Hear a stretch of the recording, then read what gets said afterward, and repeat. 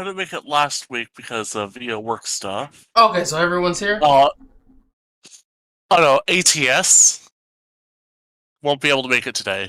Okay, that's who it was.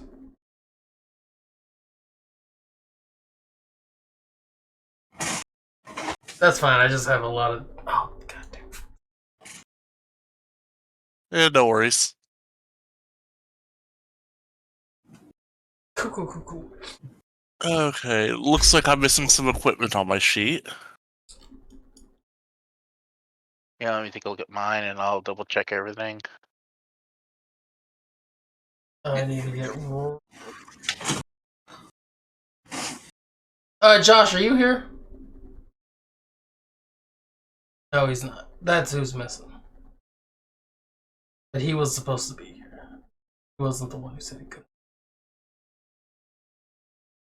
Well, if he's supposed to be here, time to blow up his phone. Oh, I'll just message him real quick. Because he messaged me at like 5 o'clock yesterday, so I'm pretty sure he was still wanting to play. It's just I didn't see his message till like 3 in the morning.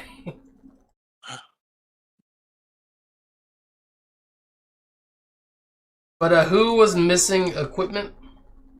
I am. Was it like important equipment, or was it just like the stuff you have that you don't really need? I want to make sure I got everyone's armor and stuff. I got, I'm missing my sling bullets. Oh, okay. You don't have to worry about ammo right now, but yeah. Do you know how to add that in? Yeah. Okay, cool. Okay, is there anyone who's good to go with their character, and they can be the first one? Because I know you can all see each other's characters down there, but you're not actually in the scene yet. Actually, I should just move everyone one up one. Oh, here we go. Yeah, you're all kind of just gonna show up at at different intervals, but this way you can see the actual scene.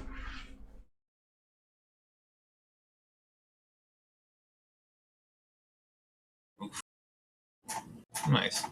You said you do these maps in Dungeon Draft, right? Some of them I do on Dungeon Draft. This one, if you look at the bottom right, I got off the internet. Gotcha. Some dude named Cozy Maps, but a lot of them, yeah, I do in Dungeon Draft as like a basis, and then if I want to have like where you can destroy the environment or whatever, I'll actually make it in Foundry, which creates like a huge loading problem, which is why I then put them into a compendium. So I don't have every map available right away. Like, I only have, like, the first 4 maps for what I know you guys will probably encounter. But you can pull a map from the compendium fairly quickly. Oh, I just realized I forgot to add music. That'll be ready next time. Did you add the torch effects, or is that something else? Oh, that's I added that one. This map doesn't have a lot because it's just the basis. I was just making sure it works. You talk about this right over here. Yeah. Yeah. You can get there's like much bigger ones. There's a scene that you guys will probably do.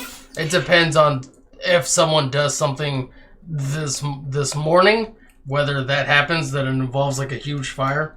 So small spoiler, possibly. But basically, there's like a firefighting mission. If you don't mind, when we're done today, could you tell me how you do that? Oh, yeah, no problem. Okay, cool, thank you. No problem. Is everyone's characters ready? And if they're not, whose is? Yeah, all my stuff on my character is good. I think I'm good, too. Okay. Yeah. 1, 2, 3, 4. And if you have a question about how to use Foundry or whatever, just let me know. Alrighty. 1. Okay. Let me change your token name. ATS, your character's name is actually Garrick, right? ATS isn't here. Yeah, it just he's the one not here. Okay. Yeah. And Josh, I don't know if we've talked. He wasn't here for Discord. I met him after the thing. Gotcha. He has not gotten back to me yet. But that's fine. He can join later. Oh, that's why Sipping your character's so small. Okay, so 1 actually is for Gorp. Gorp, you or your character will arrive having completed basic training to join the Edgewatch. You've been given your orders to report today to a Sergeant Lavarsis, who will be giving you your first instructions. As you approach the quickly built yet still pretty impressive Edgewatch building, you notice a very large giant lizard folk, probably the biggest civilized humanoid you've ever seen in your life, to your top right, as he doesn't really move, but he does stare at you as he watches you walk past the two columns to the door ahead of you. I'll look over at him and kind of nod and continue on my way unless he says something. Let me see how... Oh no, you're way too weak to interest him. He does not want to talk to you. And at that, I'll open the door and head on in. As you come in, to your right, you see a very large desk. And about 1.5 feet over the desk, you see a rather large... fairly tall, but still short because he's a dwarf. Very old man. This, you believe, is Sergeant Olo. You were told he would be able to help you when you arrived. He has a huge box that he's holding with one hand as he is rummaging through his papers on his desk. The box prevents him from being able to see you as he is facing the other way. As you go, oh, I can't see. Oh, where did I put him? As he starts to pat around his desk, crumpling papers, putting more things into the box. Since he doesn't notice me, I'm going to nonchalantly... Is that a word? Yes. Okay. Continue around here. I take it this is like a little, like you lift to the bar to go into it? Yeah, if you want to come into his side of the desk, yes. Excuse me. Oh, I'm here for who's there? Who are you? Assignment. Oh, he turns around, lifts the box a little bit higher with one hand. Very old, but still fairly strong. He was like, "Oh, a goblin. Oh, are you one of the new recruits?" Actually, I'm a Gripply. Not native to the land per se, but I am a Gripply. Oh, so sorry, I couldn't. Can't really see very well. I can't find my glasses here. Hold this box, please, for me, real quick. He hands you a very large box, and give me an athletics check to be able to hold it in a way that doesn't really obscure your view too much. Okay. Proficiencies. Athletics? Yeah. Okay. So if you Public? if you click on your character, you should see somewhere it'll say your name, and it'll say strikes, actions, inventory, features, skills. Do you see this? It should be maybe in the top left for you. Yeah, I'm already on it. Okay, yeah, under there. Public or a private role? Oh, you can do this as a public. This one's fine. I'll let you know when to do private. Okay, you are struggling to hold the box. You don't really drop it, but it is obscuring your view. As he hands you the box, he says, "Oh, thank you so much, Sergeant Olo. What was your name again, sir?" As I fall backwards with the box. Whoa, careful now. I'm sorry about that. The name's Gorp. Oh, fantastic. Gorp. Real quick before I give you assignment. Can you help me find my glasses, please? I can't see anything without my glasses. As he turns around to move, nubs his knee on one of the chests under his desk. Oh, God, Farzma, help me. I'll proceed to give me a perception check. Absolutely. Once again, do you want that open or hidden? Oh yeah, public. I'll let you know when it's a hidden. Don't worry about that. Oh, sorry. Oh, you're good. Sorry. You can't find the glasses anywhere. You do think if you put the box down, it would be easier to see. I've already dropped the box. Oh, fantastic. That was what the crash was. Oh, okay. Okay, you already dropped it. Give me a D20. This one you can do as a blind. Okay. Let me see here. Blind GM roll. How do you do just a D20? Oh, slash R D. Okay. Oh, if you look to the left of your modules, it should be the second one to the bottom left that says Simple Dice Roller. If you click that, a whole bunch of dice options will show up. And you see a D20, you can just click the D20. Oh, okay. I have a different add-on for it, so I hadn't seen that before. Yeah, this one's called Simple Dice Roller. There you go. You as you start to look around, yeah, you notice a small broken piece of wood popping out from underneath the box, and as you put it together, you definitely drop the box on his glasses. Hmm. I think I found your missing glasses.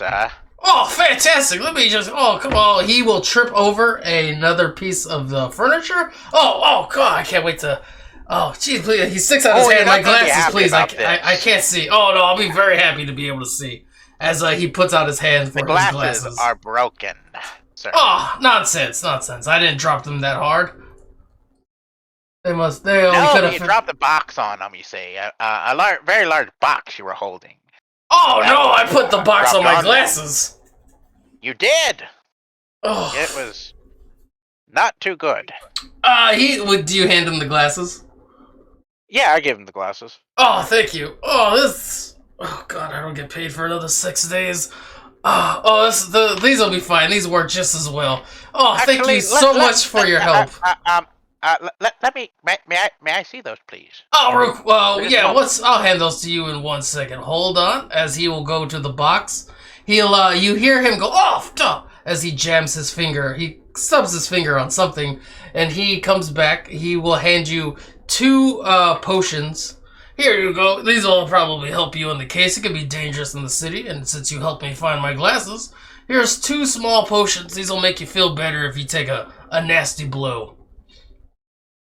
Well, thank you for these issued potions.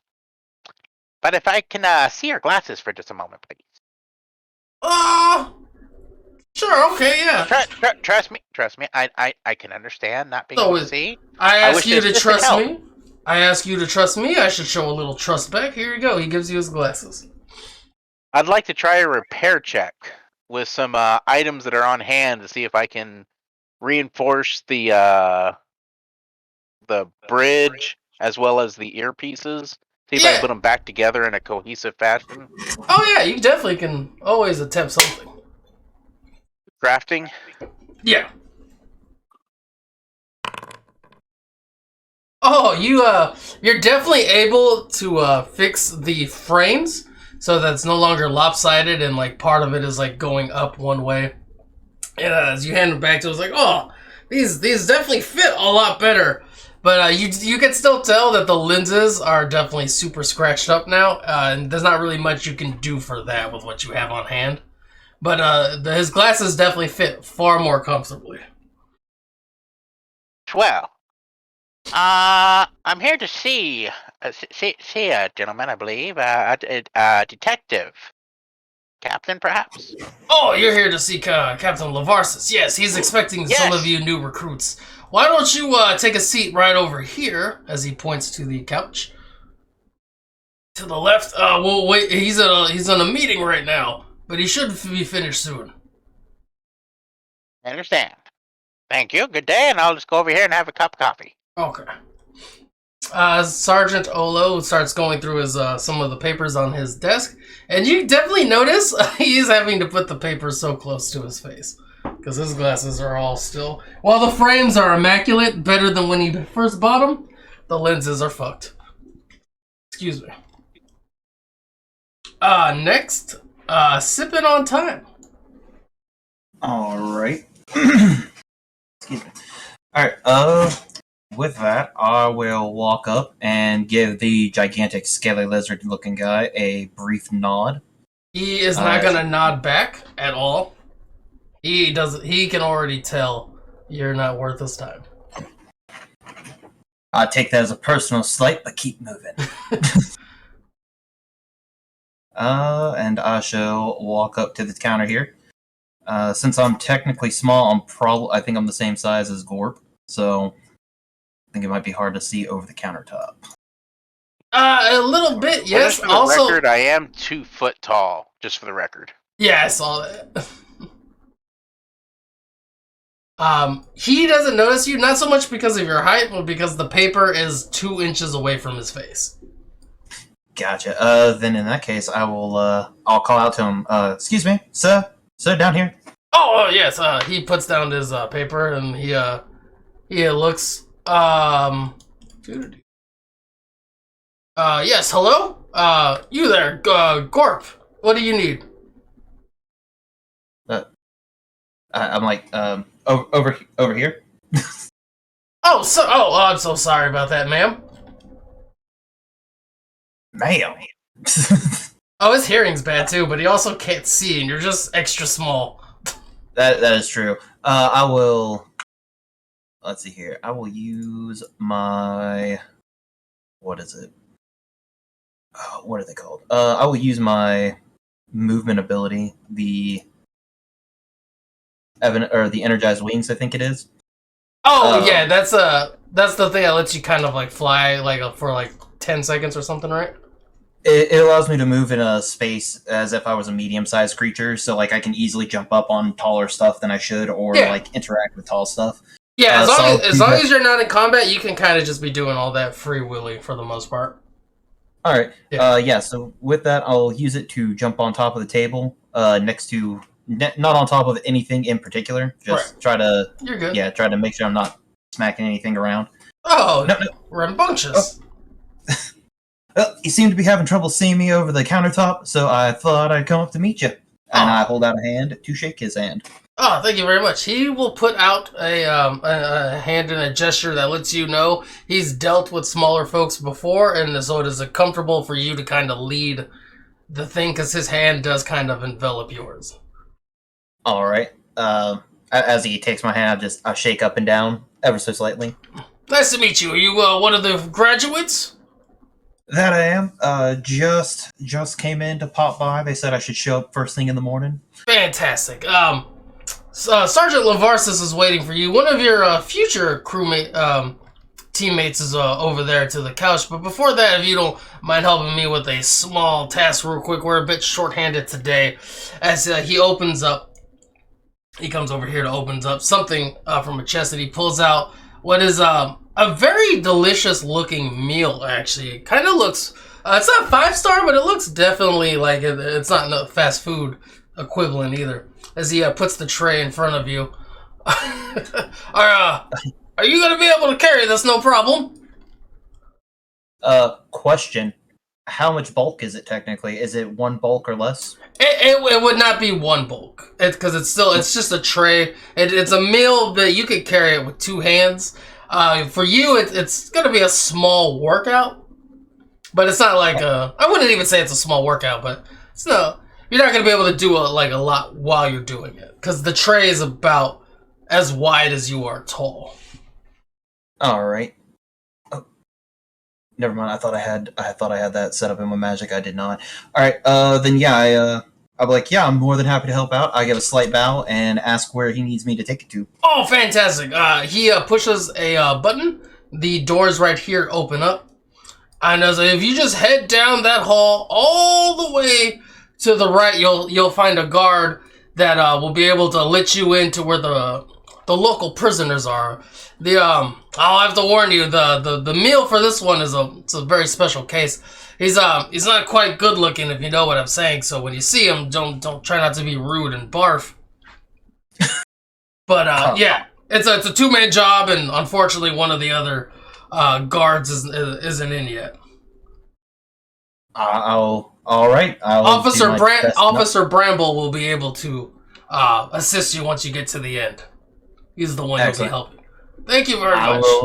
Not a problem. I will definitely try to keep my lunch down then. Real quick, while your token is heading down there, Gorp, on your character sheet, Remember to click it from the Actors tab and not on your token, so it will transfer over to future scenes. Yes. If you could add in your inventory 2 small gray potions. Small gray. Okay, I was gonna ask if they were healing or minor or what. He told you they were minor healing potions. Okay, let's go and add 2 of But those. his glasses are broken. Out of character? Okay. Out of character, Great. those are probably not healing potions. All right, let me see. But in character, you think they are. Until if you want to do, that's what I'm saying. If you have Arcana, you'll be like, let me give these a little look in a little bit. There we go. And then As I'm you guessing get that's to as you get to the gate door, you'll see another pixie flying around back and forth, moving one. He's holding a giant giant to him, a pin quill in his hand as he hops from the ink all the way back to a piece of paper, writes some stuff down, and then hops back over to dab the ink again. You see him fly over the little hedge part of the desk. all right. Then he will call out to the other pixie. Excuse me. I've got some food for somebody. Yeah, he will turn over. Oh, another pixie. How's it going, recruit? No, not bad. First day on the job. Seems pretty easy thus far. Oh, yeah, the Edgewatch isn't too bad, as long as you're not out patrolling. One moment, let me open the gate. It's a 2-man job over here to help prevent the guards from escaping. The pixie will fly a little bit over here, more like gliding slowly to the ground. He will pull one lever. This door will open. All right. I will slip right in. He will close it. And then hop over here.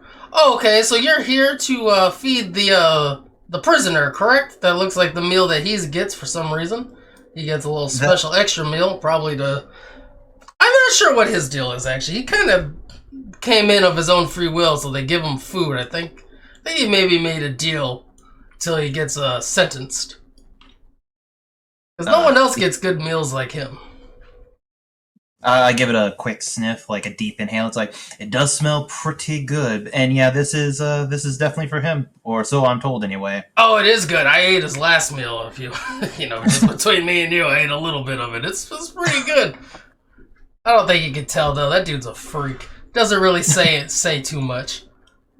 Oh, try not to look him in one of his eyes either. Oh, that guy is ugly.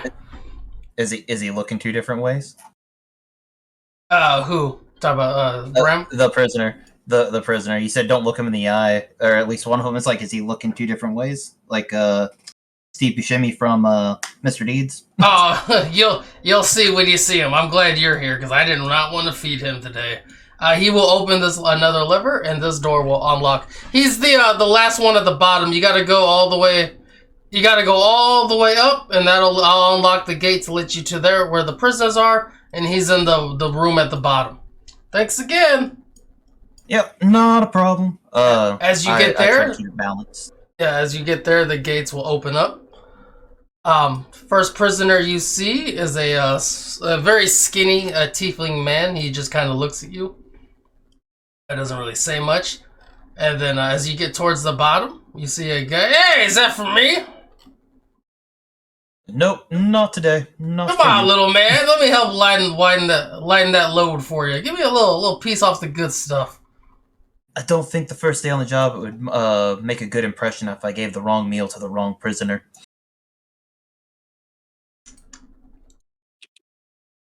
As you approach towards the bottom, you see a very thin, gauntly-looking man, large black trench coat, pale skin. He's never been outside, from the looks of him. All right. He's kind of covering half of his face with his jacket, with his robe. As I get closer, I yell out. It's like, it's mealtime. Oh, fantastic.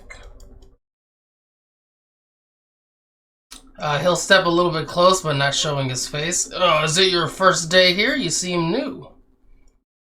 Indeed it is, prisoner. It is the first day on the job. Is there like a little opening area? There's like a small thing that you can open from the outside of the cage. He is starting to get closer, though. Have you opened it yet to slide the food in?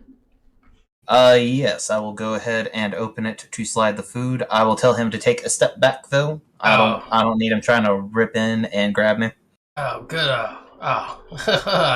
Guess you figured out what I was gonna do. And he says it just like that. I'll gladly take the meal, though. It's like, yeah, here you go, buddy. You look like you could fit through that hole too. If you'd like to join me. No, I think I'm very good. I'm gonna place the meal down and take a step back. Thanks. As you take a step back, he's coming closer. He can't reach you from here. He grabs the plate. Don't know why I'm getting 2 meals today, but I appreciate it. Oh, this is much better than yesterday's breakfast too. Give me a perception check. A perception check coming right up as soon as I find it.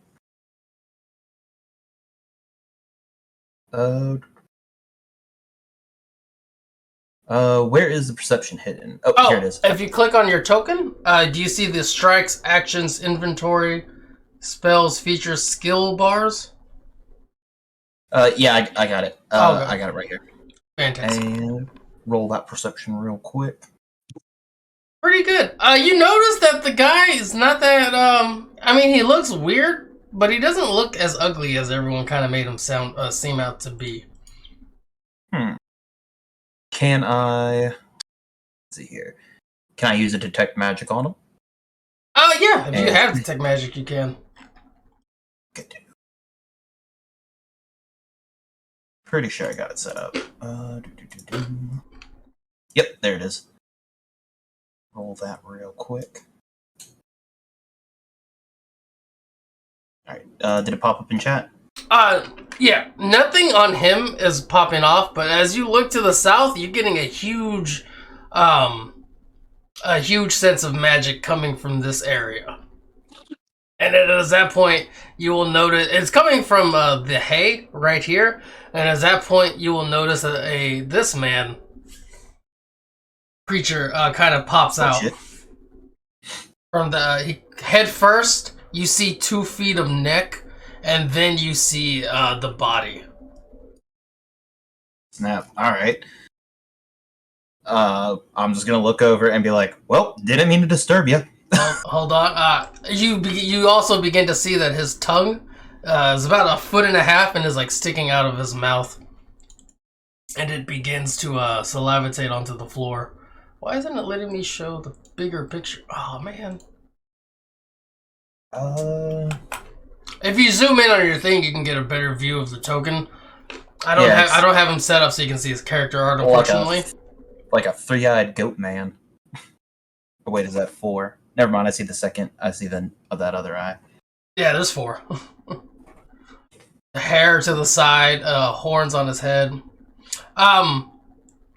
He doesn't say much, but he gets his head towards the bar. Give me a will saving throw. Oh lord. Boom. Go for that will. Oh, fantastic. And then also give me a fortitude saving throw. And a fortitude. Fantastic. You are neither in fear of this creature or feel the need to vomit. But despite that, you begin to see the creature starts forcing his face through the bars. His whole body is not gonna. His face is too big to get in, but like flesh starts to get ripped as he's forcefully forcing his head, with his tongue dragging onto the floor now as it begins to elongate. As he just stares at you.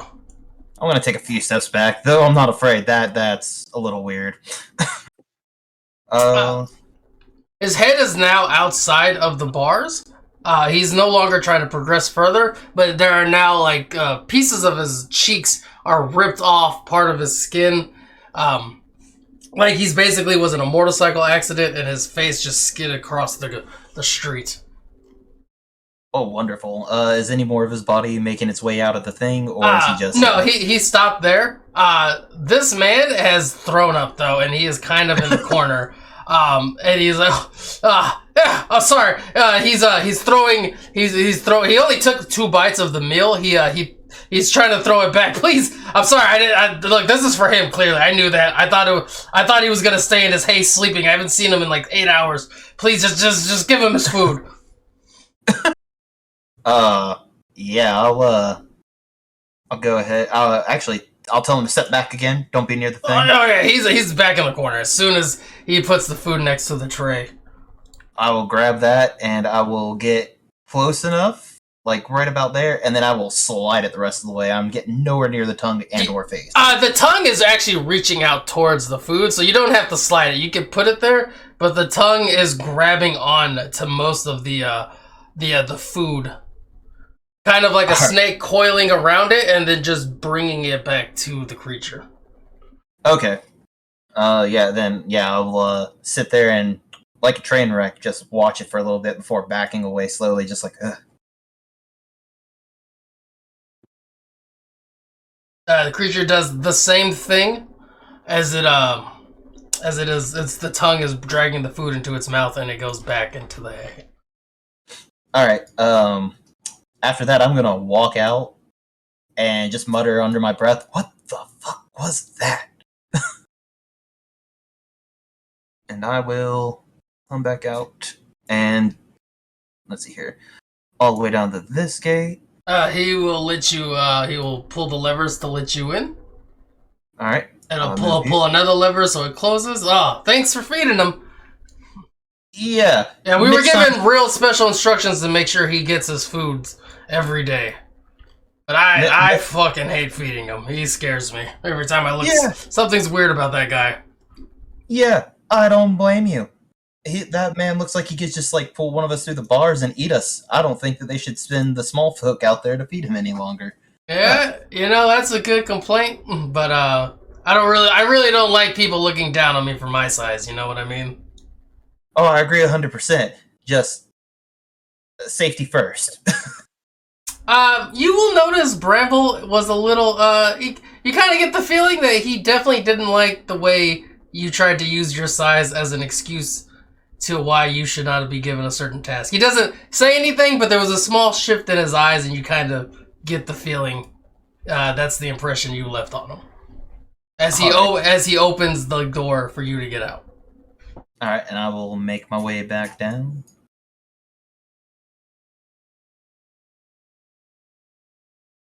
Come all the way over here. And I will talk to Sergeant Olo again. Oh, he will put down the paper 2 inches from his face. Oh, thanks for feeding him. I appreciate that. That means a lot. Yeah, he's got to be. We were given special orders for him to get a meal every day. Yeah, not a problem, man. Hope you didn't stare him in the eyes. For like half a second. Oh dear. Well, you just wait. Lavarsis will be done with his meeting soon. You can go sit on the couch over there. All right, and I will make my way over, and I will sit down right here. And I'll look in the distance for like half a second, and just like though I wasn't afraid or wretched or anything like that, I'll just give like a little shiver thinking about the creature's face, just like ugh. Oh yeah, you will know what that man looks like for the rest of your life. In my nightmares, he will appear. Okay, Kiri. Alright. So, she'll go and approach the door, glance at the large lizard man, give him a wave, and continue on. The large lizard man looks Rory in the eyes and nods his head. As if beckoning Rory to him. But you get the distinct feeling it is not you. He does not care if you come at all. Pretty much only inviting Rory to his presence. Yeah. In a somewhat challenging but not hostile manner. More of a respectful, come here if Rory is so inclined. Yeah, so Rory's not as dismissive as the lizard man is of Kiri.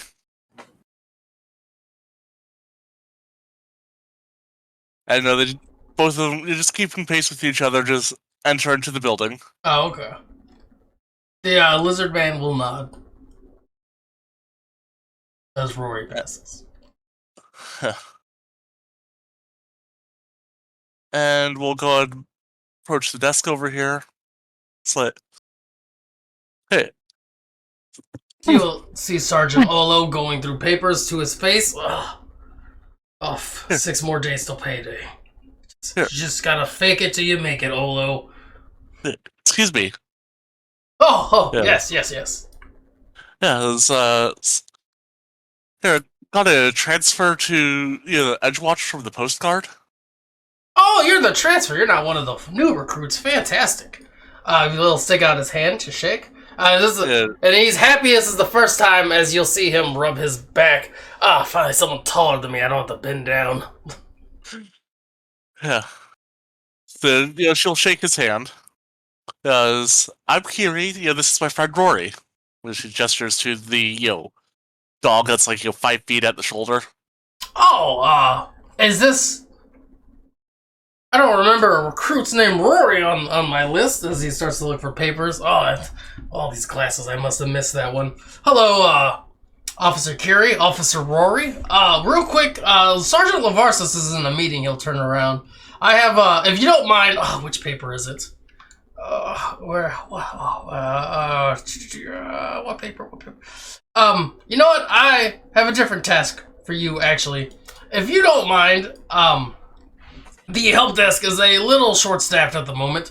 While Sergeant Lavarsis is in his meeting, can you go and take some police reports?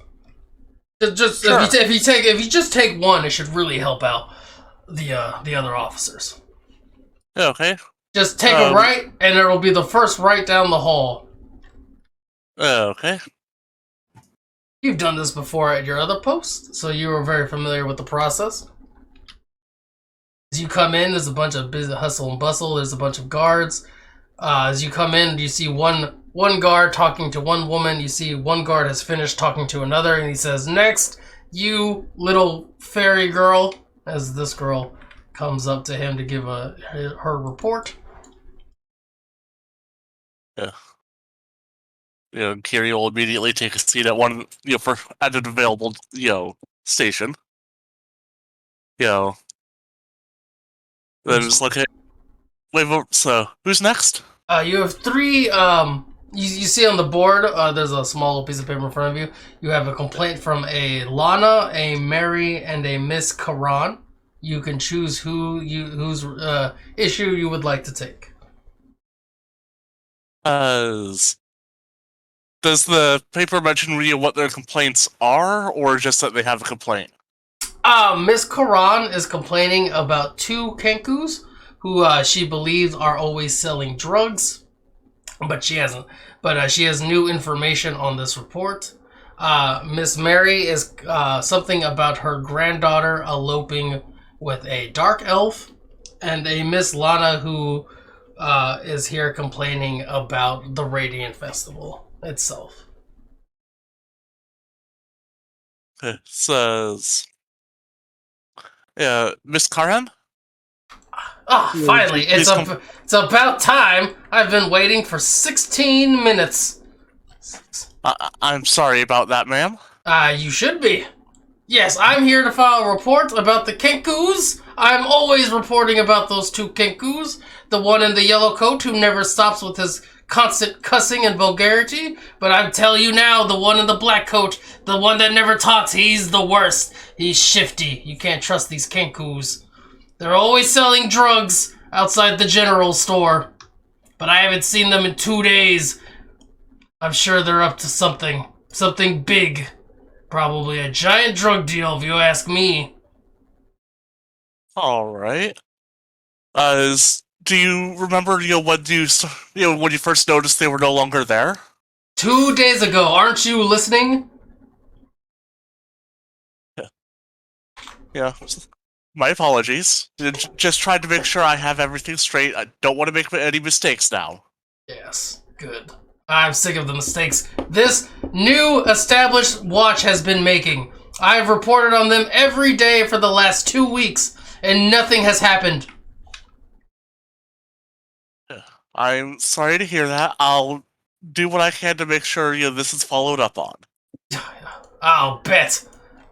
As she begins to leave, I have half a mind to talk to your supervisor. Just head out. Because, Kiri will dutifully write down everything she said.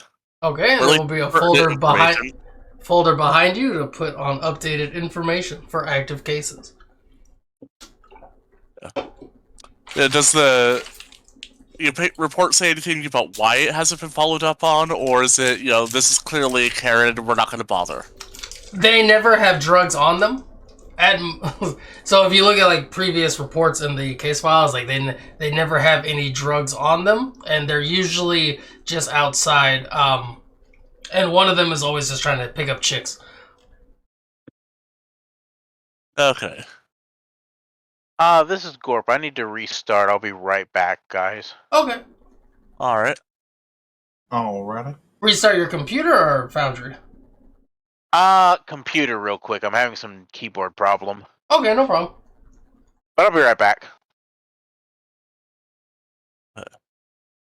And Olo just wanted Kiri to take care of one report? Yeah, it's just one to help out while Sergeant Lavarsis was in his meeting. Okay. So, after filing that report away, rearranging the desk so things are neat again, she'll get up and leave. And return to Olo. Oh, finished already? Yeah, it was an easy one. Oh, fantastic. Thank you so much. And we all gotta help around here, and you can, I know you know how to do the help desk. I see that you are a transfer here. Yes. You're not as fresh as the other ones. There are 2 other recruits. They're apparently going to be held up with paperwork. They should be here in the next following days. So why don't you go to the couch with your, I assume to be your next 2 companions, part of your Edgewatch, your new team, while you wait for Captain Lavarsis. All right. Thank you. And she'll give Olo a salute and then head over to the couch. You will go to salute. Finally, someone with some respect around here. It's all right. The new ones will learn. So. Okay. Why we wait for Gorp? You guys want to take a quick break? Yeah. I'll be right back. I'm gonna go to the bathroom real quick. Aye.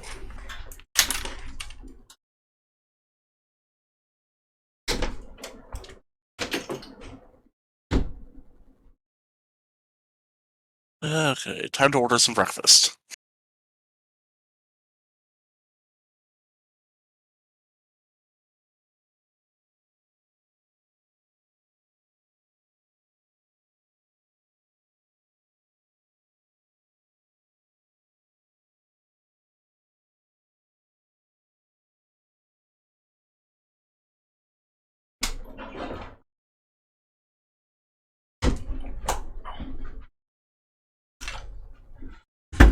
I'm back if anyone's still here and has a question.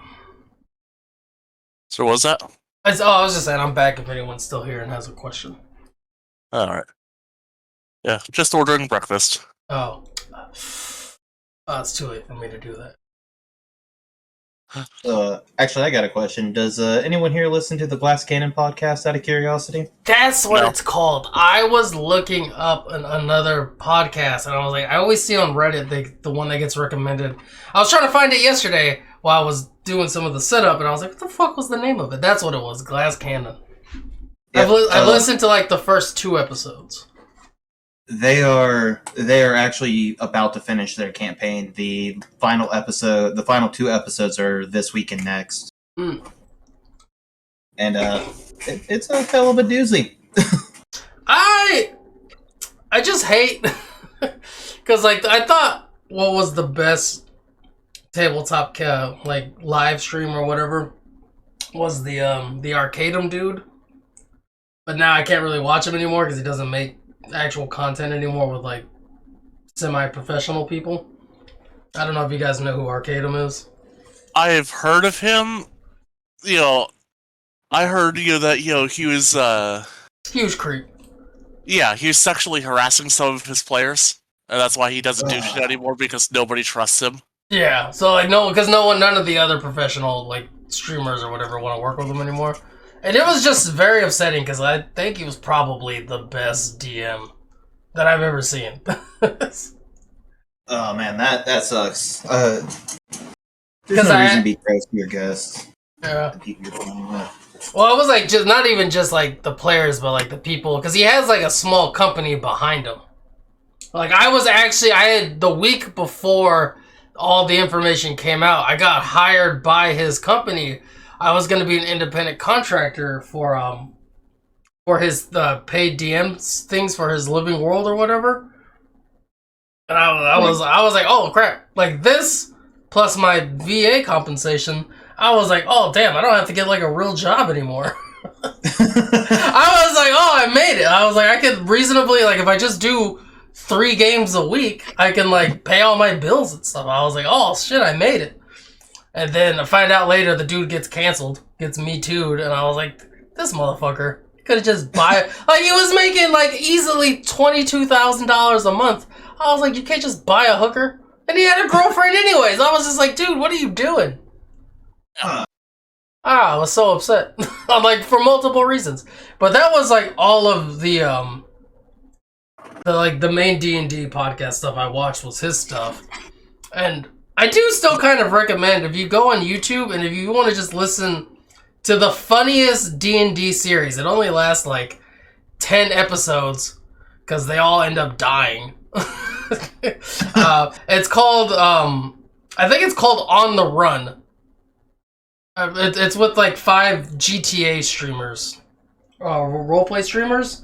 So it's some of like the most top-notch like actual roleplay, and it was just really funny. I died laughing every episode, but you'll never get a season 2. And he had to go and ruin his entire career by being a creep. Yeah, I was just like, I was so upset as a fan and as the side job thing. Yeah, as a fan, when you find out like someone that you really like turns out to be like that, it's like, dude, come on. So yeah, I've been looking. That's why I first watched the Glass podcast, the first 2 episodes, Glass Cannon, because I had to find like a new one to watch. I mean, I highly recommend it. I've been listening to it for like the last year and a half now, and it's, oh man. I will say the only part that's a slog to get through is the second book. It feels like it runs a little too long for what it is, but then after that it picks right back up, and it's like it's almost nonstop amazing. Oh, I'm sorry. Is everyone back? You back, Gorp? I saw him on Discord.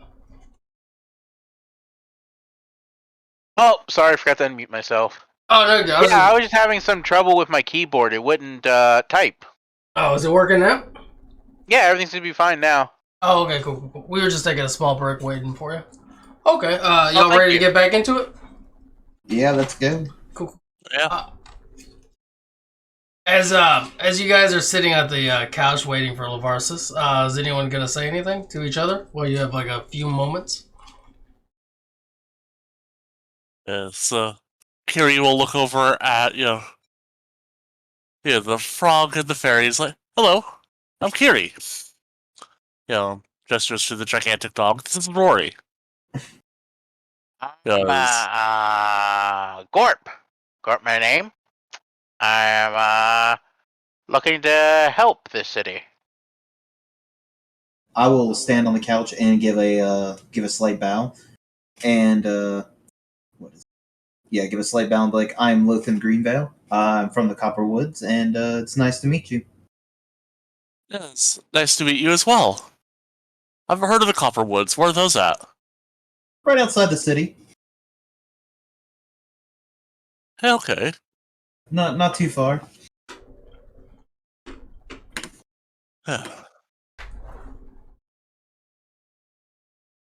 Does haven't really left the city too much, since there's already so much in the city, haven't had reason to. I will nod in agreement. Like the city is much different than my home out in the woods. It is definitely going to change of pace. Yeah. So if I understand correctly, neither of you are native to the city itself, then? I've been here most of my life. I came here as a little Oh, kid. I'm sorry. I apologize. I did not understand that correctly. I also too came here as a young boy, and well, let's just say I know the inner workings of the city pretty well. I hope together we can work well and help save this desolate city of the crime that infests it. Bring it back to a good place again. Yeah. I will nod in agreement and just be like, yep. I hope that we can absolutely help destroy the criminal element this city holds. Help keep the citizens safe. And just to set the scene a little bit, my character is sitting like just on the very edge of the sofa or the couch, legs dangling, not quite reaching the floor. One hand, he has a ceramic mug with a brewing hot beverage, and the other hand, he has a cigar. He seems to be smoking. Nice. Yes. My character is actually going to sit there and pull out like a kind of protein bar kind of thing. It's got like all your daily nutrients, but it tastes like a bit like cardboard. And you'll see him like sit there and kind of cast something over it real quick before eating it. He used prestidigitation to make it taste a bit better.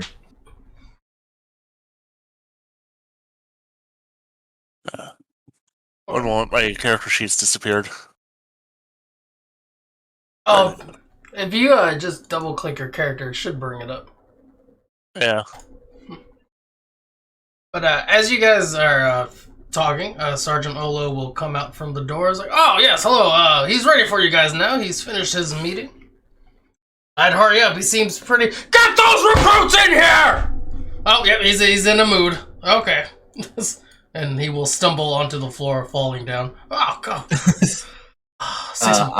Six more days.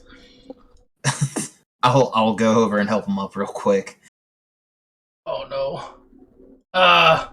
Give me an athletics check.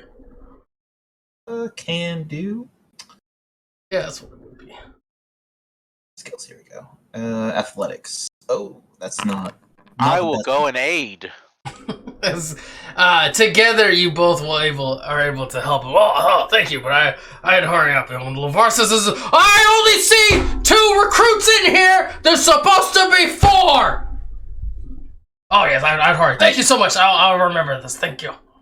My face will go a little pale, and I will absolutely use my my wings to like help me skip, jump, and get in there a little quicker. Just whoop, whoop, whoop, whoop. The lieutenant rises from behind his desk, glaring out from beneath brooding brows as he silently studies his new agents. One moment. I'll make sure to stand at full attention, my wings outstretched as far as possible. After a long moment, he shakes his head, muttering, "Unbelievable," as he pulls his well-chewed cigar from his mouth and gestures disdainfully. "This year's Radiant Festival is the most ambitious peacetime undertaking this city's ever seen. The Edgewatch is responsible for the safety of thousands. I told the council I needed the best of the best, and instead they send me you. A bunch of rookies so green you've practically got kills. Look at you! You can barely stand." Did you pin those badges on yourself? You, what'd you say? I think I resemble that remark. And he's gonna stare at you and he's about to unleash hell from his mouth until he notices you have a cigar. And he's like, you see a small glint, and you can detect that he's apparently a fan of the flavor you smoke, noticing that the cigar in his mouth is of the same brand. He sighs and sits. Abadar only knows what sin I committed to deserve you, but we work with what we're given. You do what you're told, learn from the veterans, and maybe you'll come out of this proper guards. But if I catch you shirking work or tarnishing the reputation of my precinct, I'll bounce you out of here so hard you'll land in Absalom Harbor. Are we clear? Yes, sir. Yes, sir. He snatches a scrap of paper from his desk, holding it out. Here's your first and only assignment for the day. A bunch of dung-heeled wannabe adventurers are smashing up the Tipsy Tengu.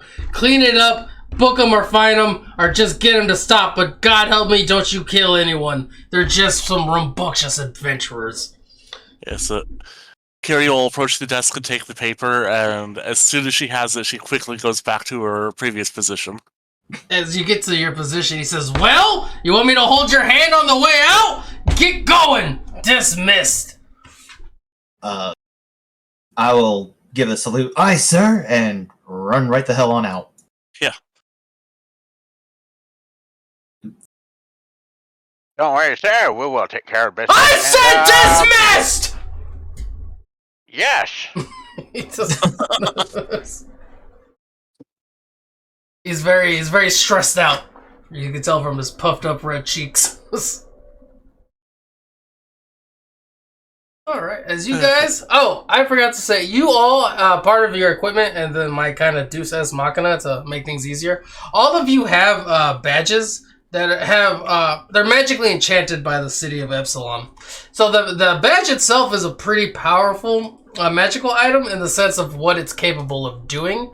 It allows for you to send a, not so much like, it's not like exactly like a phone call in, but you can send a message to like dispatch. Dispatch can reach you through it. The ability is a little bit limited from what's prepared in every morning. Like Absalom pays like high level wizards, which is to do this, which is why you guys are the ones like actually on the ground, the foot. But it's also able to act as a just like if you have a question about the law or anything like that, the badge could tell you like if you're about to do something that's like illegal or something that you as a player wouldn't really know, if that makes sense. Yeah, I got you. And that's how you guys know how to get to the Tipsy Tango, is it can also act like a small GPS device. But if you don't want to overuse it, because there's only so much magic in the things a day. Alright. Yeah, okay.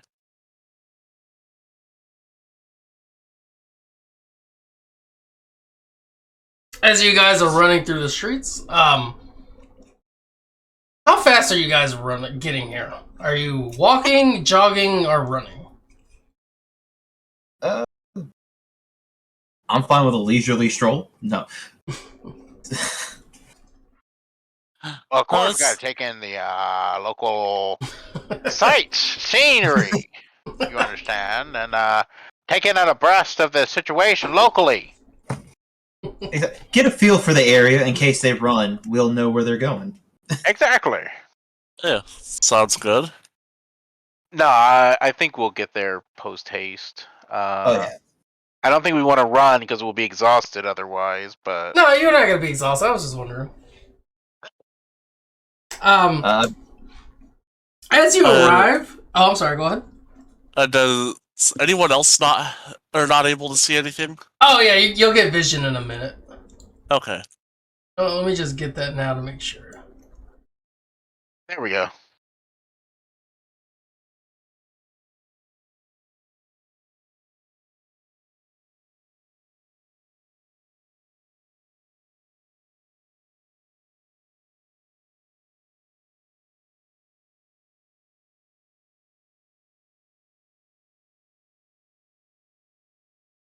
I don't know why it keeps me. Can everyone see? I Yep, cannot. Okay, cool. Oh, Was that a yes? I can see. I can't. I can't. Who was I? Oh, That's Sippin. Yep. Oh, there we go. Okay. The interior of the Tipsy Tango is a raucous mess of tipped over chairs and spilled drinks. A motley group of drunken adventurers is the clear cause of the chaos, including a dwarven bruiser wearing a horned helmet, a sloppy elf in robes, and an armored human worshipper of Caden Kalen, and a leather-clad halfling. Ah, there you are, a well-dressed man with an ornate cane and bold blue eyes leaps to his feet from the desk. That will be this man right here as he approaches you. The city's finest come to deliver us from curls and belligerents as he scoffs at the adventurers celebrating towards the south end of the bar. He lowers his voice conspiratorially and adds, honestly, I'd never allow these sort into my hotel, but poor Bellberry thought they'd add flavor, and they certainly have. He sticks out his hand to shake. Hendrik Pritchard's my name, proprietor of the Dreaming Palace. This is my associate, Rosso, as he nods to the sad-looking orc to his left. We thought we'd come down and enjoy quite a night of dinner and drinks before the opening day festivities tomorrow. So much for rest and relaxation, though, eh? A cup will suddenly smash into the man's face as he, oh, God! As he yells and clutches his broken nose as there's some laughter from other patrons in the bar. Right then, I'll let you about it as they head out as he's trying to clean his nose, and Ralph's trying to I have a handkerchief, boss, right here as they head out of the establishment. And you'll see Bellberry Breckenridge approach. Oh, thanks for the Edgewatch. Finally, they're not. I was trying to let these adventurers in because I thought they apparently accomplished a huge achievement today in plundering some dungeon, but they're just a lot more rowdy than my bar is usually comfortable with. If you don't mind just getting them to quiet down. I think they're mostly nice folks and all. It's just they've had a little too much to drink, and I think the dwarf over there is on stimulants. Right. Okay, so we'll do what we can. Oh, thank you. Oh, thanks so much, Scarred. As she steps back, trying to clean up the mess again and drop a. There are other patrons on these tables. There's just no tokens, so it doesn't lag you guys out. She's starts serving the table over here. This man will move to this drink over here. So you all see there's 4 adventurers. You see Antorio. You see this man, who is just getting hammered. This dude is clearly just getting smashed. You see a small dwarf who's aggressively trying to challenge people. He's like, you think you're tougher than me? As he puts his arm down on the table as he smashes the hand of another drinker at the bar. You see the small halfling doing something shady over here. Kind of arguing with another man. It looks like he might have attempted to possibly pickpocket. And you see an elven woman crying in the corner with a beer in her hand. She isn't drinking too much, she's just uncontrollably sobbing. You can all kind of pick which one you would like to deal with individually. If anyone has a preference. Kiri will approach the sobbing elf. Okay. Who's giving the dwarf a bit of a berth, so to not aggravate him further. I'll proceed over to the halfling. Alright. Sippin', who do you want? That's an excellent question. I think I'll go with the gentleman at the bottom, Ontario. The man who was just getting drunk for the sake of it, as he is worshipping Caden Kalen, the god of basic rambunctiousness and alcohol. Yes. I think I should be able to talk him down. Alright, Kiri, as you approach the sobbing woman, she is just uncontrollably crying. It's just, I know we made it out of the dungeon, but we lost Skips. And as she says that, you hear the dwarf yell, I told you, we're the belligerent bastards! And you hear across, before Gorp gets to the halfling, he says, no! We're the killing knights! They appear to be arguing over the name of their adventuring band. They don't know the name yet, but they have settled that alliteration is key to the name. Isn't it always?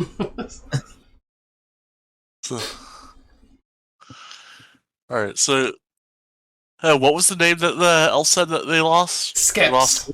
Steps. Yeah.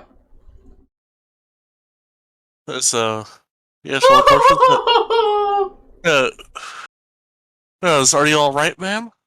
She looks at you. No, Skips didn't make it out of the dungeon. Oh, he was so cute. He was always so helpful. I know I can always just get another one, but it's not the same when you lose the first one, you know? Yeah, it's always hard when you lose someone. Oh, I remember how he used to just grab things with his little claws. Miss Steps was your familiar? Yeah, and Skips thought it was okay to just send him down the hall, walking on all of what the pressure plates. He's a monster, that little one.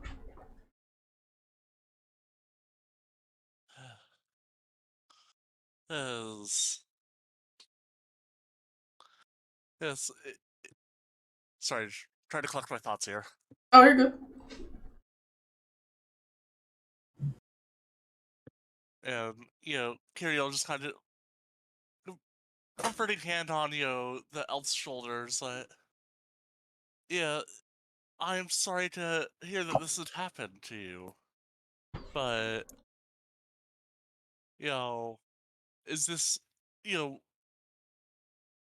oh, shit. Where am I going with this? Okay, you're good. As you are collecting your thoughts, we're going to move over to Sippin, who's dealing with Antario. Okay. Alright,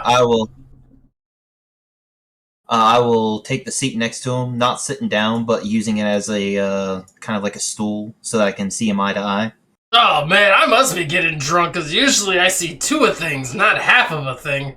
Oh, Jesus. Hey, cheers, mate, as he goes to hand you a bottle or a mug of beer.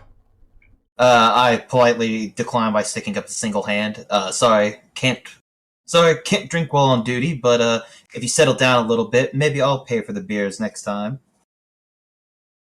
Oh, you'll pay for beers? That sounds pretty good. Give me a perception check as he grabs the man next to him who looks like he kind of didn't want to be grabbed.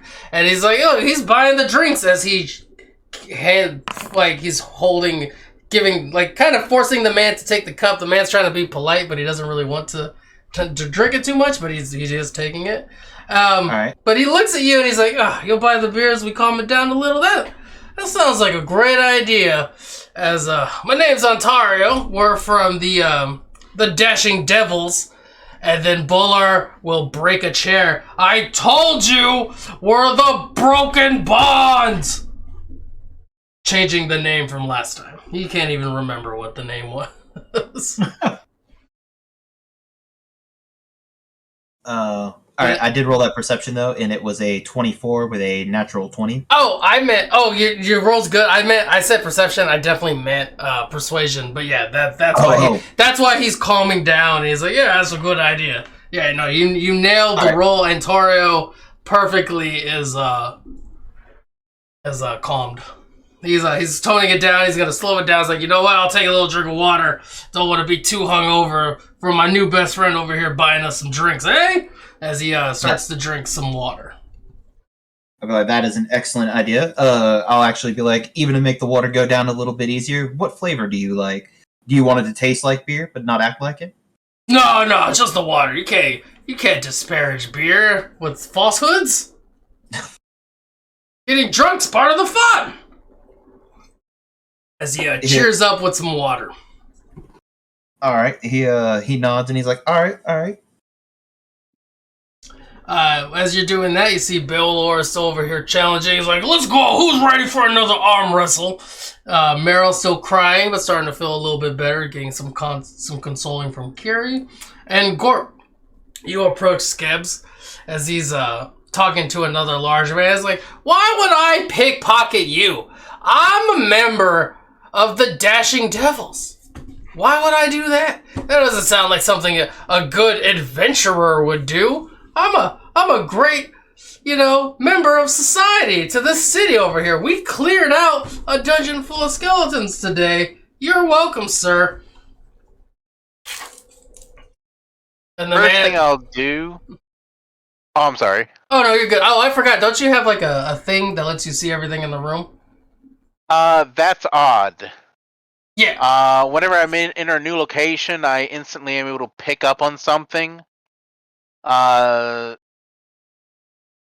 Skipping over any of the obvious clues that could be, particularly seen just by looking in the room, but something that's a little bit suspicious. You could tell the party, they are generally good aligned adventurers. The two biggest problem makers are Scabs and Bolar. Scabs 100% tried to pickpocket someone and got caught and is now definitely trying to pass it off as he wasn't doing that at all. And if anything, you should be giving me a tax. I'm just collecting the taxes for basically like providing a good for the city. And as a tax-paying citizen, he should be okay with, even if Scabs did take some money from him. Not that he did, but he should be okay with it.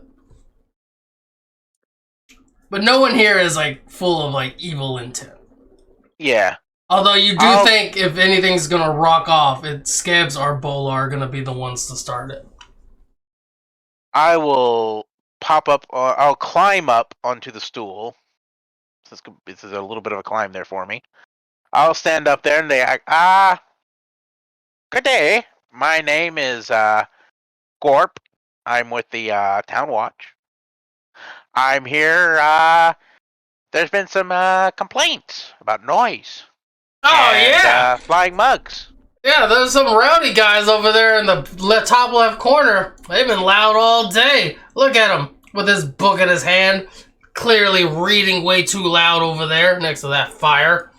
You should go get him to shut up. Well, actually, well, let me see here.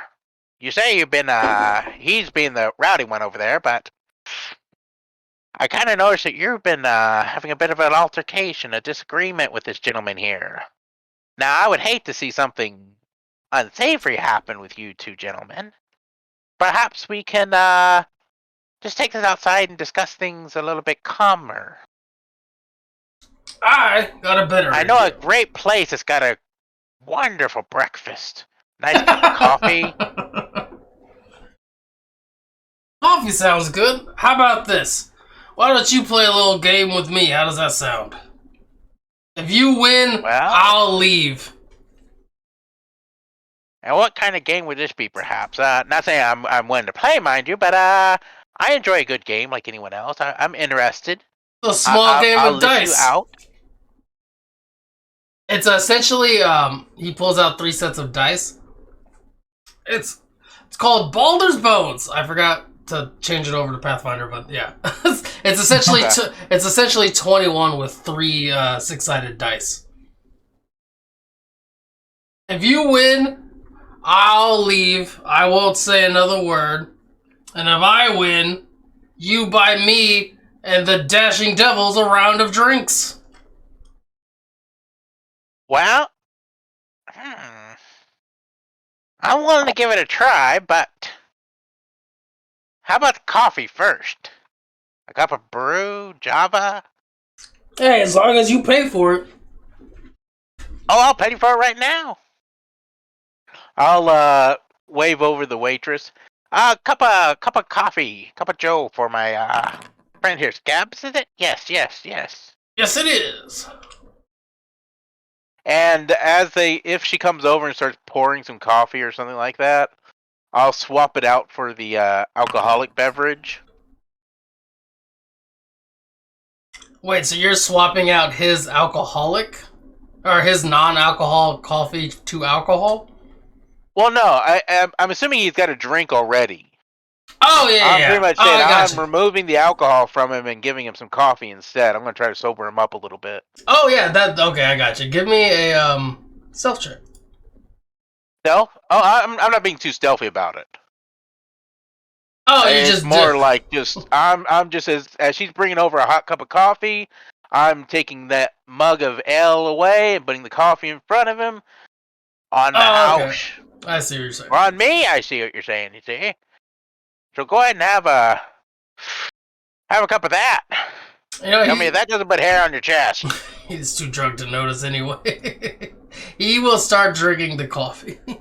Do you still want to play the game with him? If I can avoid it, I will. Oh, okay, you can avoid it.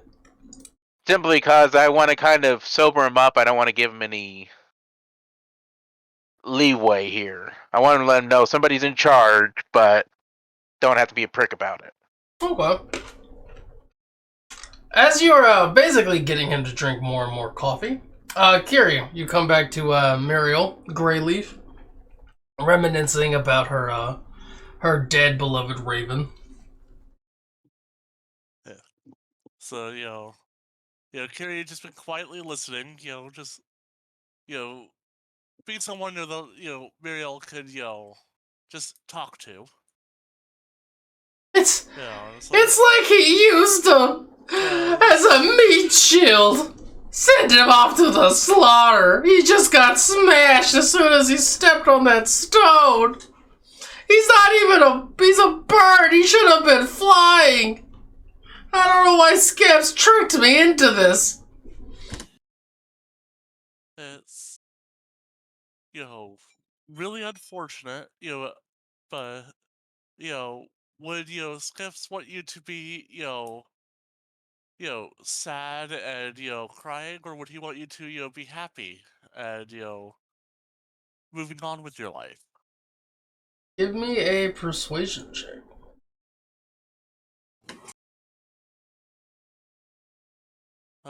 Public or private? I mean, that's public. That's fine.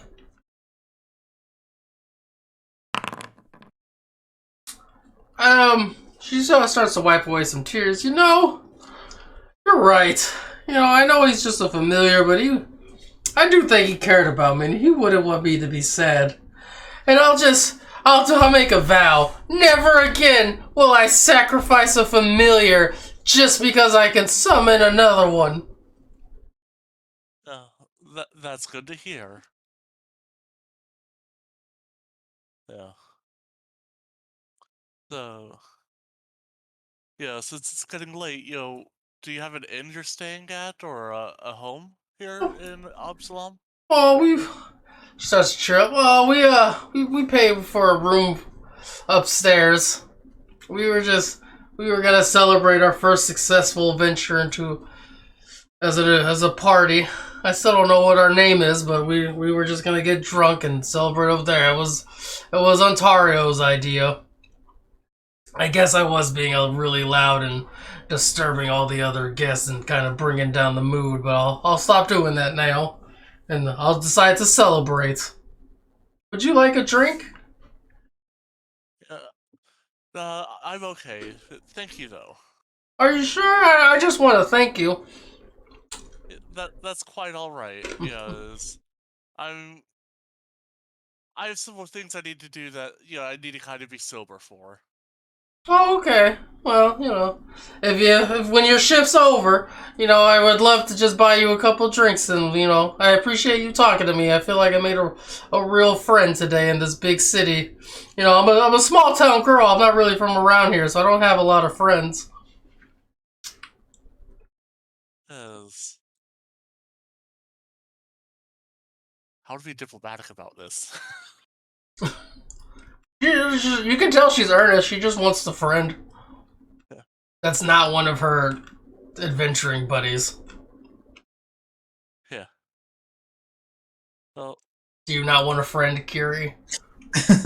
Does Carrie not like the nice elf? It's more, it's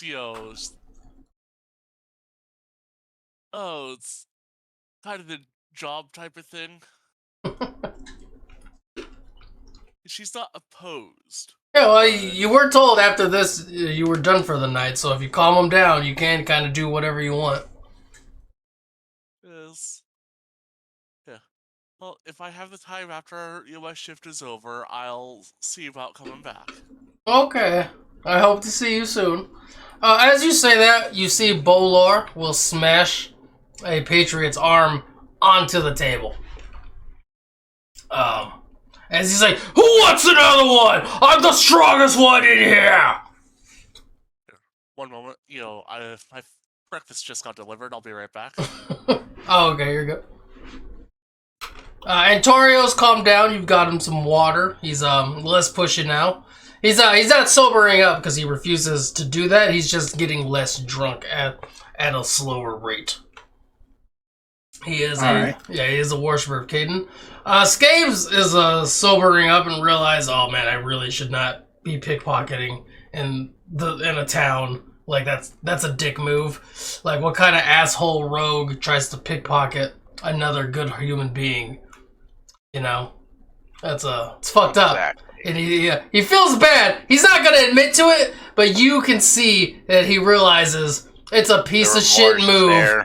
It's a piece of shit move for a level 1 adventurer to try to pickpocket someone in a bar. I keep a hand on my own purse. Keep it tight to my chest, as it were. But what? Out of curiosity, what time in the evening is it right now? Is it? You said it's close to the end of our shift, or would be our shift? Yeah. It's right now. It's only about 7 p.m. Is this a kitchen as well? Yeah. Or is it just okay? They have a kitchen. It's a bar/inn thing. They have an inn upstairs. It's a kitchen on the back. I'll tell them to go ahead and serve them up a meal and plenty of coffee for everybody. And put it on their tab. I'm not buying their meals. Yeah, that's fair. But getting them back into proper sober condition. Okay, that will work My for the other 3. You can tell Mr. Stimulants over here. He's in some kind of mood where he feels he needs to show his manliness. Okay, I'm back. Welcome back. Welcome back.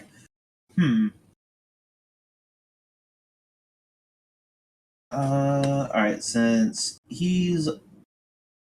What is it? Yeah, since he's sobering up, I will go closer to my teammates here. Tell him, don't worry, Ontario, I will be back at some point. I'll give you those drinks, I promise. I give him the double finger guns as I jump down from the stool. Antorio likes your style, little man. And I will come over to Gorp real quick. Hey, Gorp. Yes. So that dwarf over there seems like he's going to be a bit much to handle. What do you think we should do? Well, perhaps you should talk to him first. See if he's willing to discuss the situation. If not, he's big. I said he is still considered a medium-sized creature, right? Yes, but you can tell he is jacked. And he was clearly the muscle behind the group. Oh, wonderful! Considering he's got to be at least 4 foot tall, so he's double my height. Exactly, that's what I was thinking. He literally towers over both of us. The girth of his arms is almost taller than you. It would feel like he is pure muscle. Yeah, Carrie will keep a few feet back so she doesn't have to look down at him. Because she's a little over 6 foot. Don't want to aggravate him. He seems like he is quick to aggravation. Oh yeah, he's challenging people, letting people. He's still. I'm the strongest of the lightning. Lightning, not losers, you idiot. Lightning. He's trying to think of another word that starts with L. That's not loser. It's Lothan, right?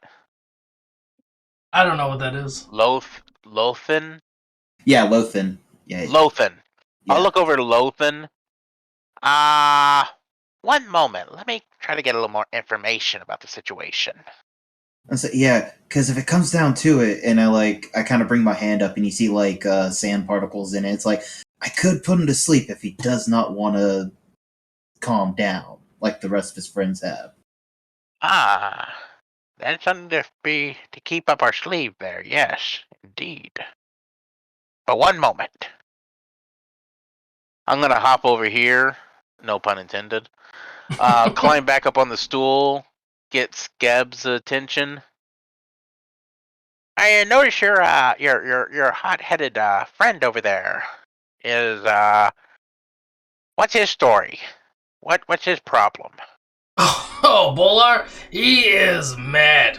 The cult leader in the dungeon that we ran through earlier ran away instead of fighting, and he didn't get a chance to like show how dominant he was. I mean, I don't know why he's upset he didn't get to kill the cult leader, which blows my mind because he killed like 30 men today and like 6 skeletons. Like honestly, oh yeah, they were a bunch of cultists. I mean, Bolar's a good dude at heart. He just really enjoys fighting. And also, he's just upset that he didn't get to kill one specific guy. I don't know. Honestly, I don't even think he needs us. Like, if I'm being real with you, I'm gonna be honest. I feel like we're just along for the ride. Well, Scab, I'm glad you told me that. Here's your meal, your breakfast, lunch, dinner. Oh, thanks, man. Go ahead and enjoy yourself. And I'll be back momentarily. Yeah, you should come join me for a meal after this. Absolutely. But I believe we have a solution to our problem that might have mutual beneficiary outcome. I'm glad you think that. I'll be honest with you. He took a bunch of drugs before we got here, so I don't know how logical he is. Well, I think I know someone that might be able to help with that. I hop down and come back over to him. Hi, you're Bolar, is that correct? Yeah, Bolar Stonemore! You here to wrestle, boy? Not I. No. Sorry, but I hear you are looking for a confrontation. Not to, I'm sure, to hurt anybody. No, but a man of your stature, a man of your ability, needs a true challenge, doesn't he? What does stature mean? Big. You're a big man. To you, maybe. As I'm looking up to him, I think to a lot of people you would be. Big muscles. Much bigger than mine. But I happen to know a gentleman, a fellow I've seen, that's been looking for a someone that can kind of go one-on-one with, perhaps. What's his name?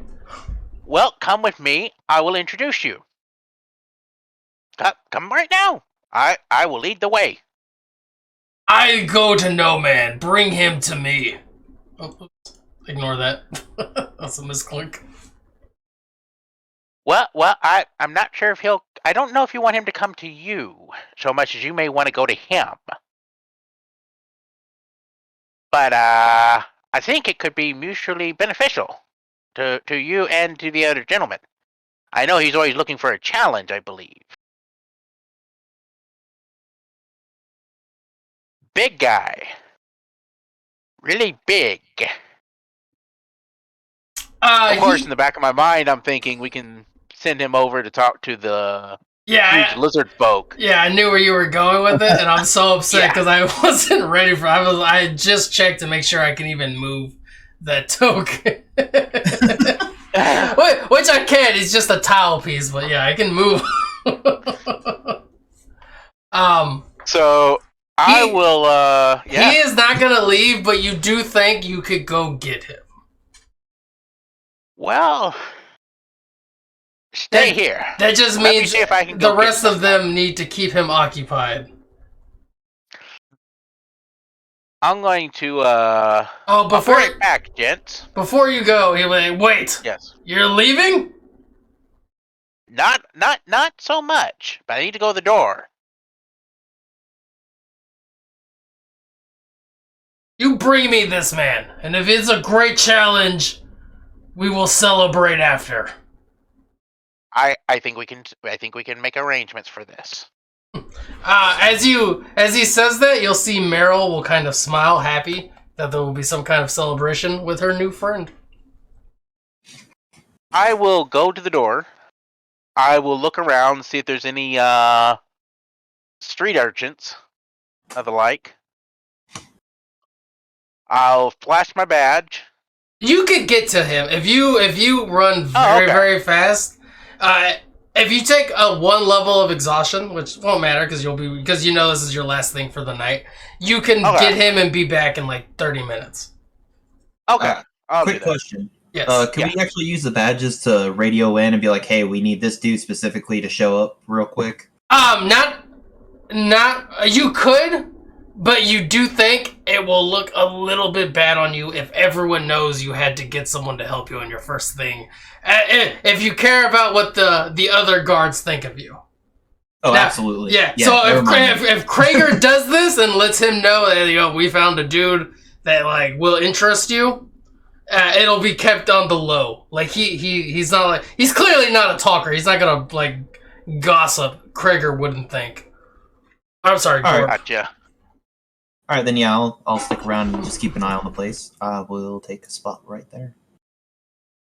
As you do that, Bolar he's very high up. He starts challenging more people, crushing more arms. Meryl and Scabs and Antorio are like, will come and kind of like calm him down a bit. Meryl's still trying to mostly talk to Kiri. Scabs is thanking Gorp for the meal. Scabs is letting Bilberry know we're fixing to have like a huge celebration or whatever. Yeah, he's not gonna lose his end. He wants this challenge. So after 30 minutes, let me see. Well, hold on. First, so 15 minutes to get there, Gorp. You will get to the guy, the giant lizard man. Alrighty. He sees you, but he's not acknowledging you when you get to him.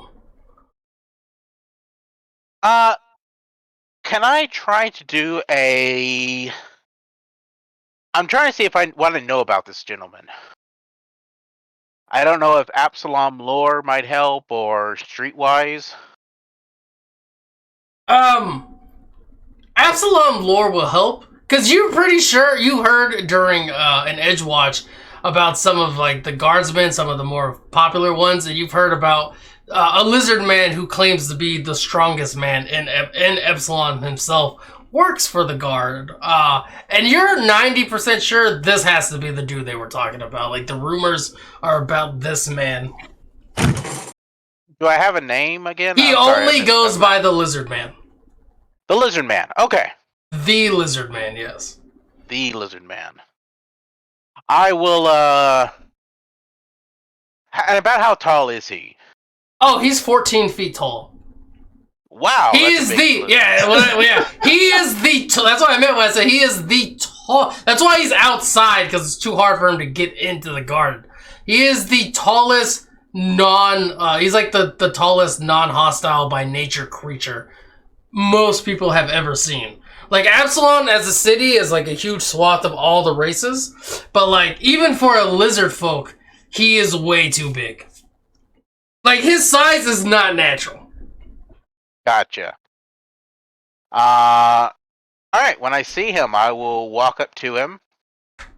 After I regain my breath, I'll walk up to him and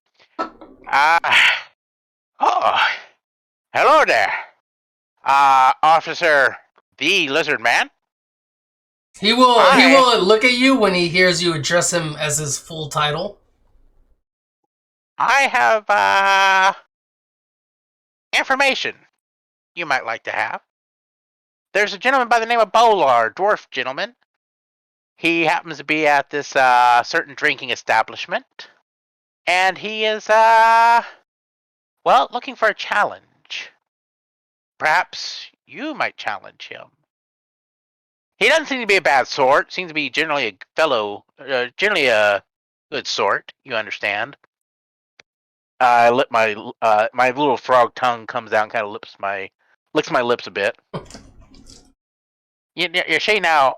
I think this could be mutually beneficial for you, for us. You see, we can garner good relations with some of the adventurers in town, also quelling and letting out a little frustration out of them. You see, and I think it's somebody that might be able to give you a run for your money, perhaps. I know you'd be interested in something of that nature, now, wouldn't you?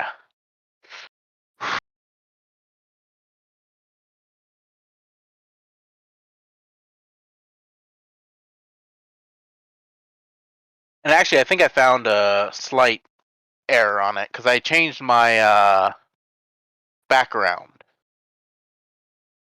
from detective to freed slave, Okay.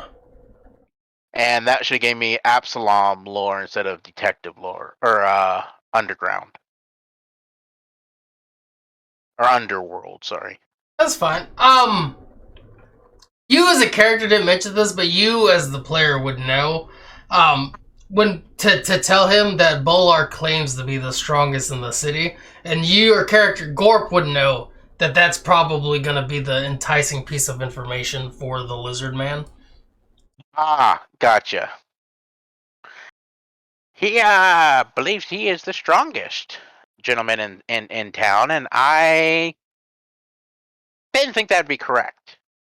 Looking at a man of your stature, your size, your great proportions, would probably like to meet him and set him straight that it's the member of the town guard that's actually the strongest here in Absalom. The lizard man reaches behind him, still looking at you. He pulls like a piece of the wall that's clearly it's like set to be where he can pull it off. Like so without breaking the structure, like this piece of the wall comes on and off. Whether he made it that way or he just took it off at one point and put it back, you're not like 100% sure. But he opens the wall and yells, "Going on break!" to Olo. And then he puts the piece of the wall back in. That's hilarious. I was about to say, reminder, don't get on his bad side. Yeah, so I didn't explain something. When I said it would take you 30 minutes, the reason why, you have a level of exhaustion, it took you 25 minutes to get there. The lizard man is going to grab you, and he's going to make it back to the tango in 5. Okay. I hold on to my cigar and enjoy the ride. The lizard man is going to arrive, and he is going to kind of, not hard, you're not going to take any damage, but he kind of, he holds you in his hand the whole ride there.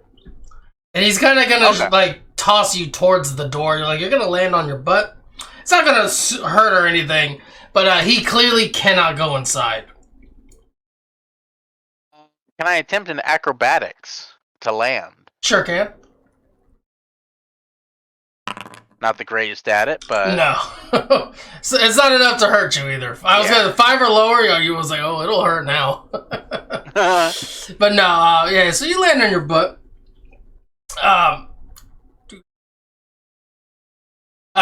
So the lizard man's outside waiting. Olar! I have a gentleman outside that wishes to speak with you. Not Not in right. a bad way or anything of that nature, but he heard you were the strongest man in town and he had to come see for himself. Antario and Scabs are like, I gotta see this. As Bolar rushes, finally a real man to challenge me. I go over and try to push the door open so he can leave. As Bolar, you hear Bolar go, "Oh, this is what Absalom thinks is tougher than me? Let's go, fist to fist." You see Bolar arch his elbow back as he goes to punch the lizard man. As the lizard man headbutts Bolar's fist, knocks him forward unconscious. And I believe we have a winner. Jesus. Thing? Oh, damn. Stun prone, demobilized.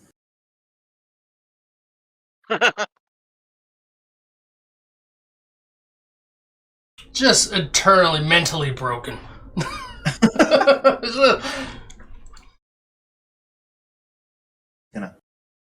Gonna walk over.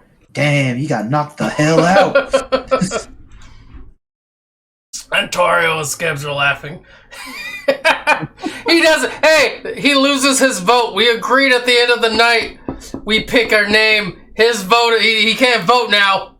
Skibbs kind of looks him over and be like, also, I think he got like a really cool gem from that chest as he's going through Bolar's stuff. Antario's helping him. He's putting him on the desk.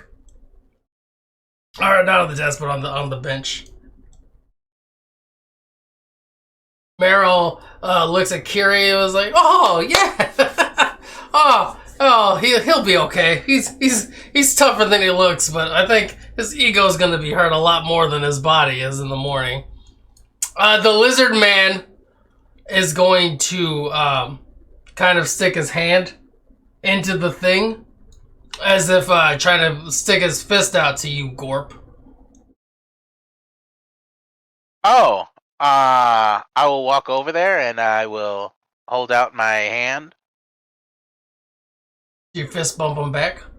Yeah. Okay, he's going back. He's not gonna say anything. I'm glad I could be is, of assistance to you, sir. You can see he is smiling. He's glad for the challenge, and he thinks there is an imprint of the dwarf's fist on his forehead. It's not like the dwarf didn't do nothing to him. He seems happy that he's hurt a little bit. But yeah, Bolar is now unconscious.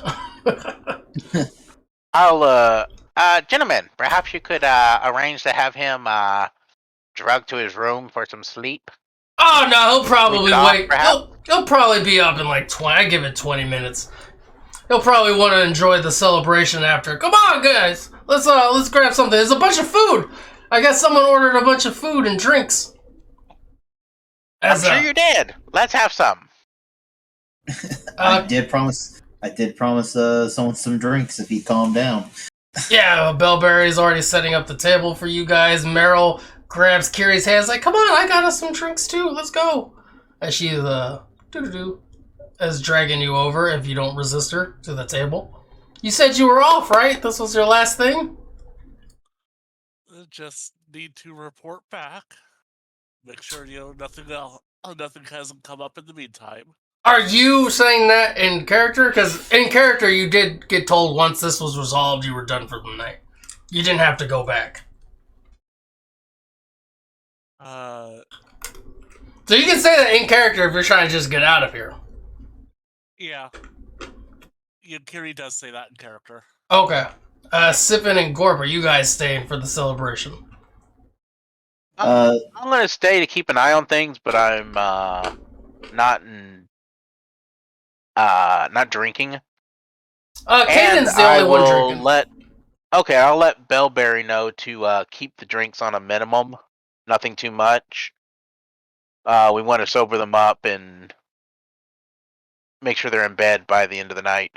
Yeah, Skibbs and Meryl are no longer drinking. They're fine with just chilling, having the feast. Caden's drinking, but that's because, or not Caden, Antoro is drinking. Okay. But that's because he worships Caden. He can never not get drunk in a bar. It's literally blasphemy for him. Yes, and I'll as long also as he's be a kind around. drunk.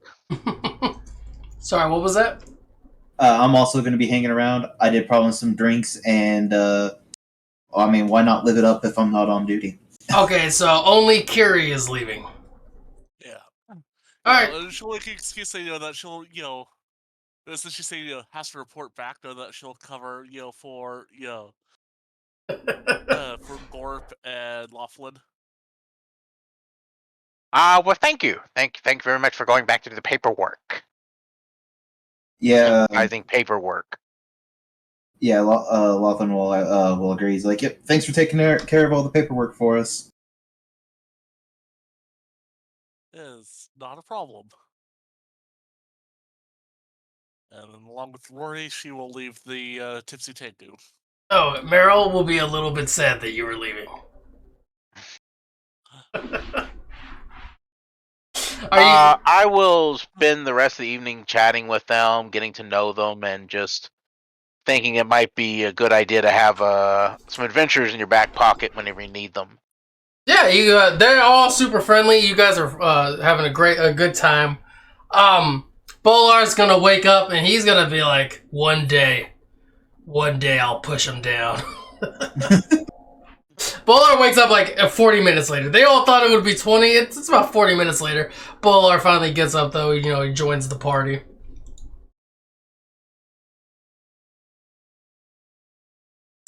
With you guys all with the celebrations. Carrie, do you ever come back? You don't have to. I'm just asking so I can let you know what you can do. Well, they all do this. She does not. Oh, okay. Technically, she's an adult by her race, but I think she's still underage by Absalom's laws. No, Absalom.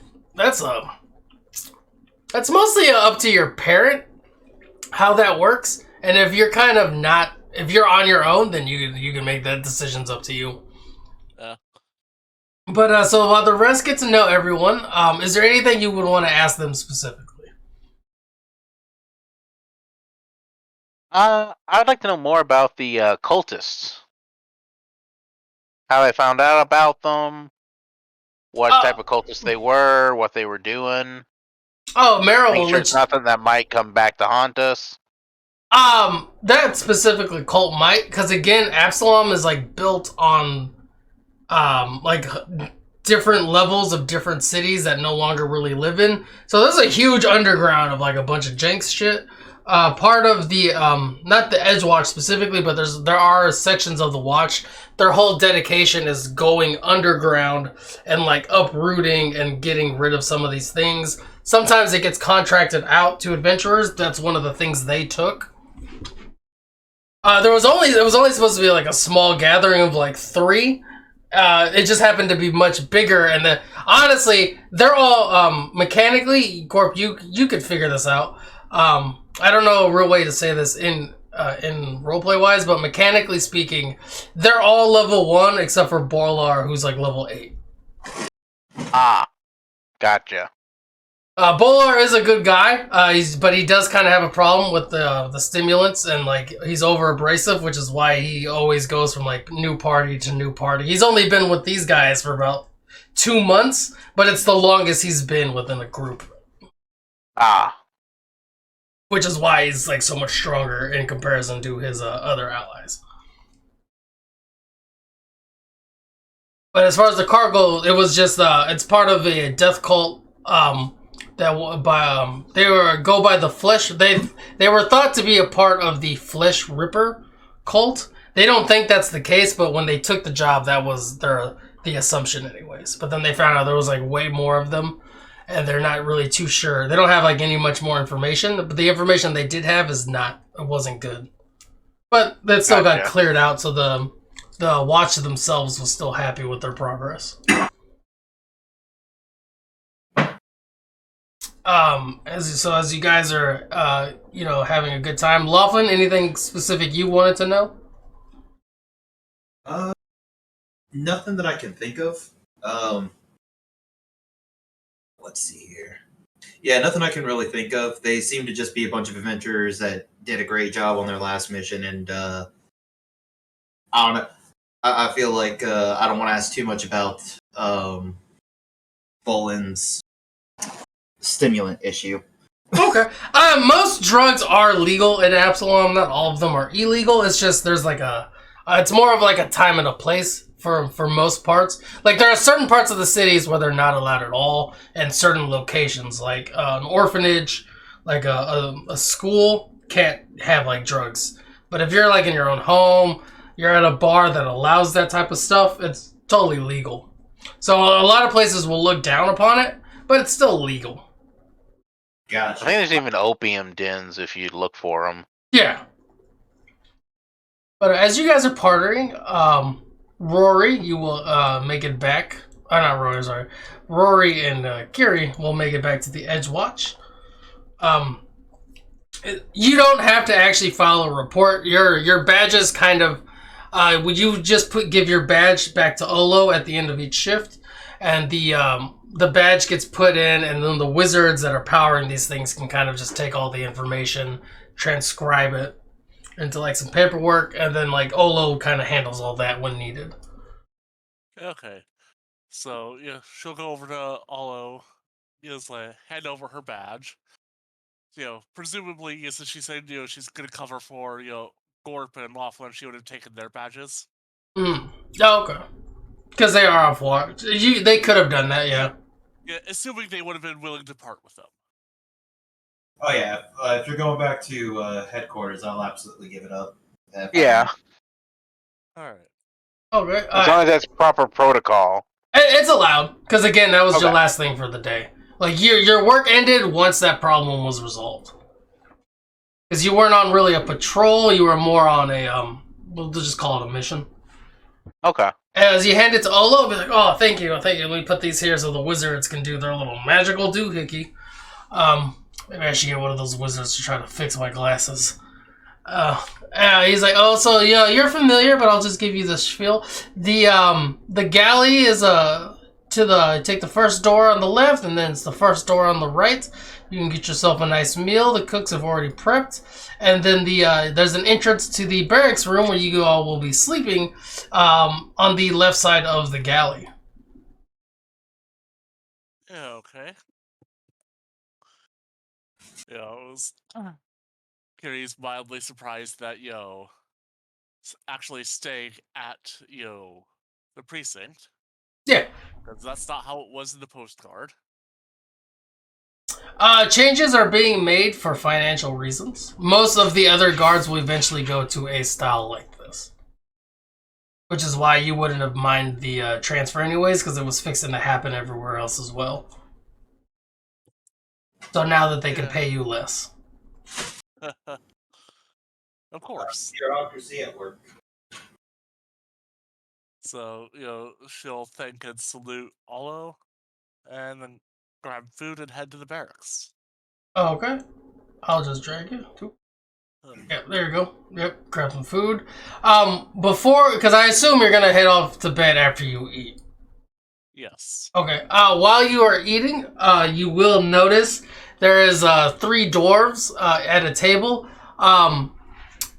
Up until the point where you're eating and before you introduce yourself or decide if you want to talk to them or not, do you sit with them?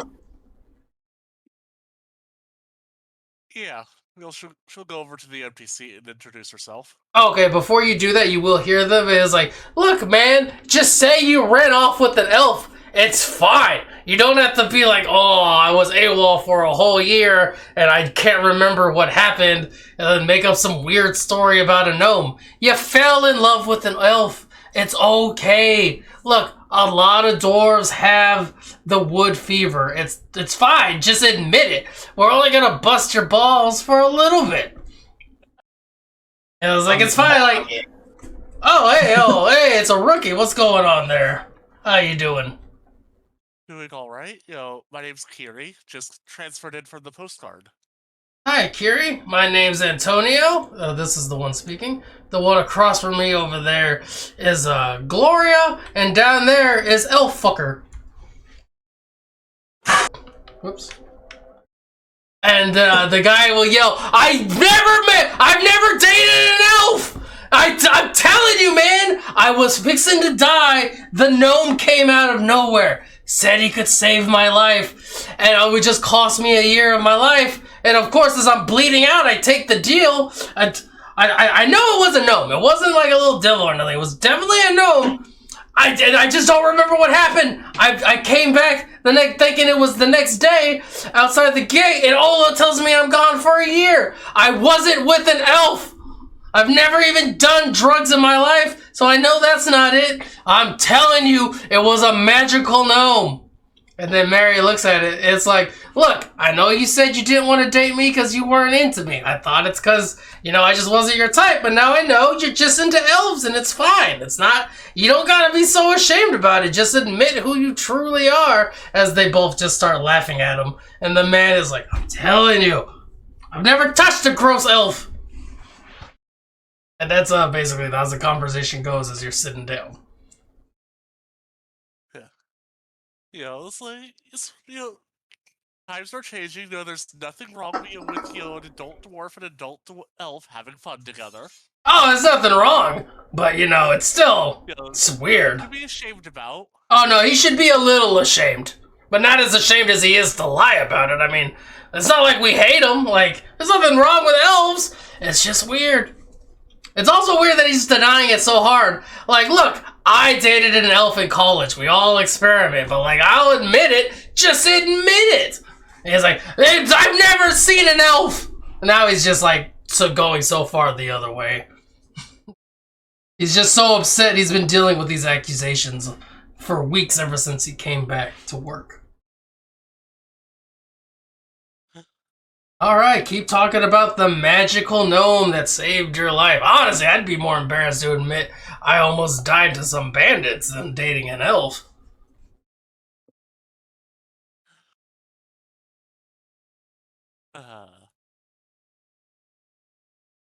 Yeah, Kiri will just mostly be quiet and listen, but every now and then interject, it's like, I'm sure, no, that was it, of course, in a tone that, is like, meant to be placating, but not so much as, she actually believes what he says. Yeah, no one does. Smile and nod.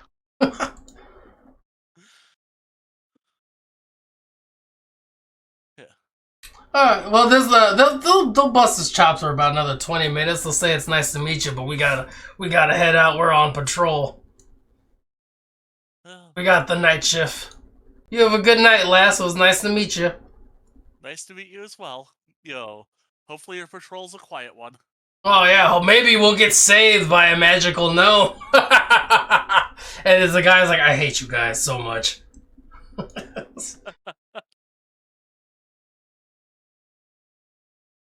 Okay. And then, after she finishes eating, she'll go and head to bed. Eventually, how late do you guys stay with? Because I assume you party into the night with these guys, make the friends, find out some more information that you'd like. Definitely, you've made good friends with these people. This is where they're staying. Got their names. After the drinking, you can come back and head back, or not the eating, the festivities. Head back and sleep in the barracks for the day because you do have work in the afternoon. Yeah, I was gonna say I'll definitely be out partying with them until the ladies come good. Yeah, okay. I'll be there for a reasonable amount of time, but not too late. I want to make sure I'm fresh and well rested for the next day. Before you leave, Kiri will mention, it's like, man, you guys must do a lot of paperwork. So since or not Kiri, I'm sorry, the elf. I forgot her name because I'm not on that page anymore. With Mario will keep looking at the clock and be like, oh man, you guys must have to do a lot of paperwork. That's a real shame. Hopefully next time Kiri can join us. I'll definitely let her know that you asked about her. She just wants a female friend. I'll make sure that she is well known about your I'm actually blanking on the word I'm looking for now.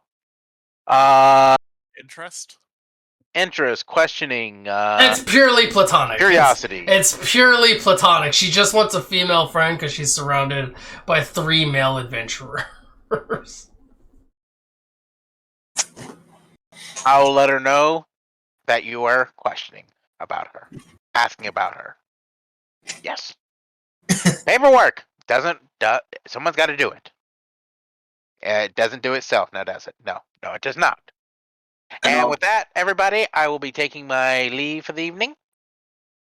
And I hope to see you all as responsible citizens of this fair town. Of course, Skebs looks. Yeah, no, yeah, of course. It's a good meeting you. Hopefully, we can have another dinner like this not too soon. Real quick, as you guys, are you guys good to still keep playing? I'm good until about 1 p.m. I can go for about another 45 minutes. Okay, 45 minutes. That'll work perfect. Okay, so that'll be the next thing. You guys head home, say your goodbyes. That went not how I thought that was gonna go, so awesome. In the thing, you're actually supposed to fight them, but yeah, that works. We are the charismatic one. Well, My like, character's not plan on fighting. okay, that works. The next day, So, Kiri has a +7 diplomacy. She's gonna use it. Yeah.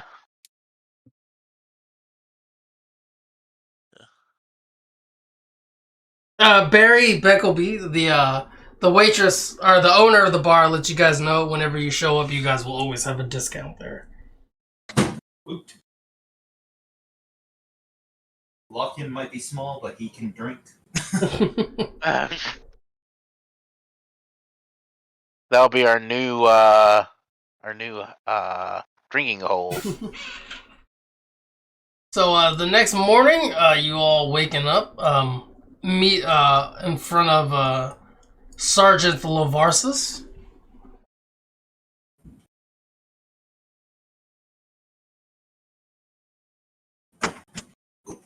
Give me 1 second. Oh, you're good. There we go. Oh, okay. As I walk in, I'll do the same thing I did last time. I'll be at attention with my wings up as high as possible. In contrast, Kiri's wings are very, relaxed and closed in. Oh, I am sorry. I said Lavarsis. I definitely meant Olo. That's on me. The less strict, less formal Sergeant Olo. The less angry. Oh yeah, Olo's very very kind. Less way more enduring than Sergeant Lavarsis.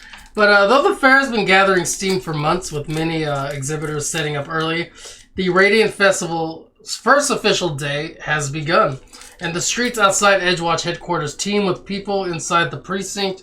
Sergeant Olo stands before the Edgewatch duty board, an oversized map of the Precipice Quarter tacked to a large plank of wood facing the headquarters main floors. Alright guys, you guys did a great job last night. No injuries. I heard you didn't even, according to the report, you didn't even have to fight anyone. And I see that you got the lizard man over there to have a nice little bit of fun. It's been a while since I've seen him so happy when I left for home last night. So good work on you, Gorp. Thank you. That's the great kind of detective work that's going to make the Edgewatch proud. Here you guys go. He gets your badges out. You guys just have a pretty fair set route this morning. Nothing too crazy. Just need you guys to start your route and deal with any incidences that might put a hamper on the festival. Be careful out there. There's a lot of people from all over the world to see this event. We'll be on our guard. Knowing that this is a official police business and it might get rough, I do make sure I'm in my armor and all that kind of stuff. And Yeah, it's standard. yeah, not just wearing the suit today. Alright. You guys make it about an hour and a half walking out of the the precinct. The precinct. While you guys are heading out, is there anything you guys want to say while you guys are on your route to each other?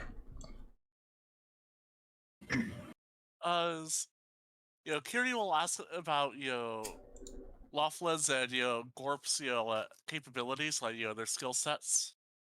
So, so what do you guys,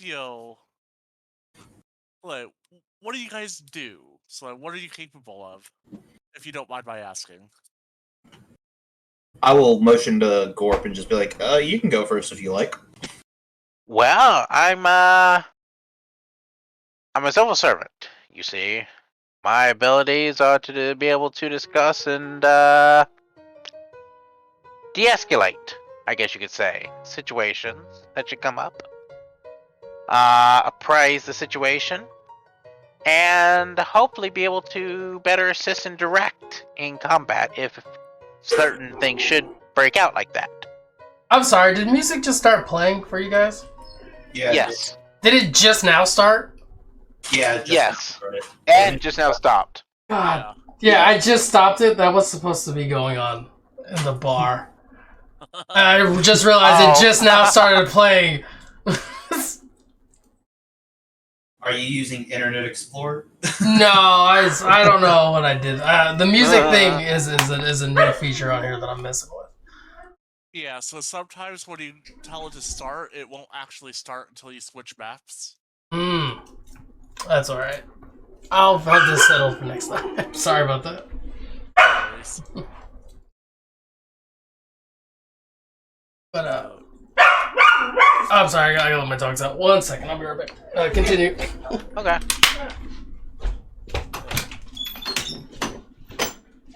So, is looking, is physically, not, dismissively, looking down at Gorp. So, kind of, de-escalator and leader type. Well, I'm a bit of an investigator. If it wasn't for the Edgewatch, I'd probably be well, I should say my life would be quite a bit different than it is today. Alright, I can understand that. What about you, Laughlin? Sorry. I'm what you would call a utility kind of person. Any situation we might come across, I probably have a spell somewhere to help us out of it. Not to mention my terrible puns that come with each one of them. Ah, well, keep things interesting.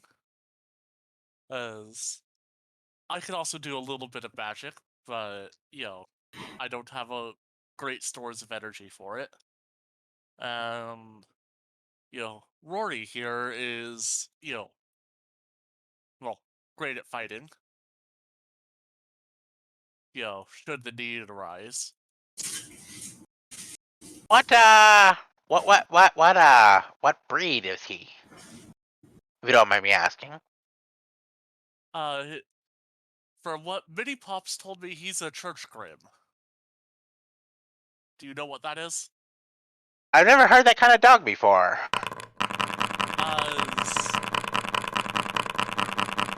Wow. That was a shit ton of dice. Does that make a loud noise for you guys? Yeah. Okay, and there's a ton of skeletons up on the you can combat see. tracker now. Oh, you can see those. That's lame. Don't worry about those. As for the noise, that's my bad. I am sorry to interrupt. No worries. I will figure out how to disable that. Continue. I apologize. Yeah. So, a church grim is a dog that kind of come back after dying, but they're not undead.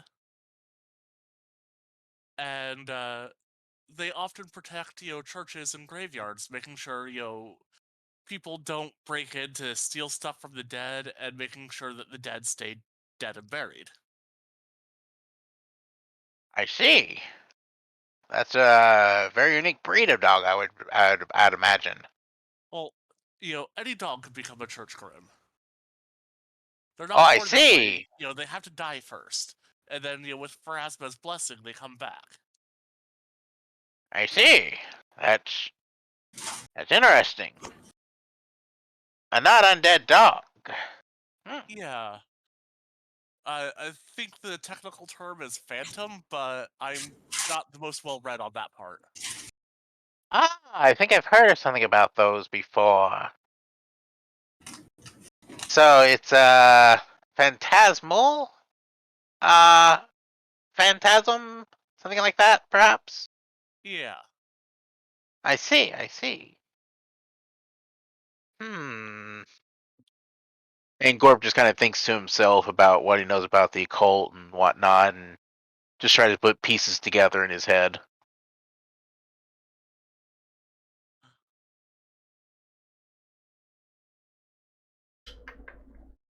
As you guys are talking, your badges will go off, letting you know to address there's an issue, disturbance. Undead have been sighted. It'll repeat itself. Undead have been sighted. Head here. There are some civilians in the area. So some parts of Absalom. Absalom was recently under siege by a lich that you all would know about. Not too long ago, about 5 years ago. The siege lasted for like 3 years. So parts of the city were destroyed. Much of the Edgewatch where the festival is happening is in the destroyed precinct, which is one of the, because they have to rebuild all the stuff there anyways. So they've cleared a lot of it. Unfortunately, there was a lot of undead energy used. A bunch of guards that have died, their spirits linger on, and so it is common for sometimes a bunch of undead guards will prop up once like enough life has gathered around these areas. So this is a common occurrence that your characters would be aware of happening. So this is another issue you are responding to. You can put your guys in whatever order you want, because when you do arrive, this is the scene you guys will be arriving to from the left. Okay.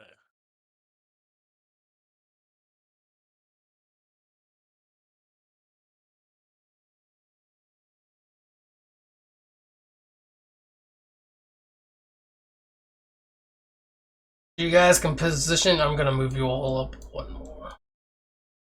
Okay. Oops, Oh, that's forgot I muted myself. Yeah, I'll take up somewhere in the back though. yeah. Kiri is not a frontliner. That's Rory's job. Even if they do share a hit point pool. Okay, so this combat Is it okay to be back there, or do you want me to yeah, you can be wherever you want. Yeah. Just couldn't go more forward than the hall than right here. Yeah. So this combat, little bit different than a normal combat. There is. Do Rory and Carrie share initiative? Yeah, because you guys act on the same turn. That's right. Minion, Rory right? and Kiri Yeah. share, initiative, hit points, There we action go. pool. Do you guys care if I roll it for you? Yeah, go ahead. It'll just Yeah, make it that's easy. fine. Okay. Yeah. My rule is always whatever makes it easier for the DM. Fantastic. So, but this combat, little bit different. This is more of an objective-based combat. These skeletons are weaker than your just so you know mechanically than typical -1 CR skeletons. Gorb, as you get here, you can tell I'm basically telling you this because of your investigative features. These skeletons are a little bit harder to hit, but when hit, they go down very easily.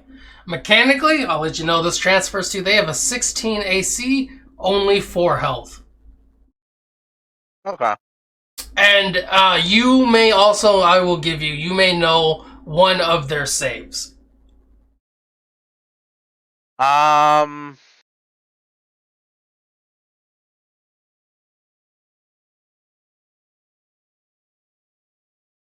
go with Fortitude. Their Fortitude is a +2. Okay.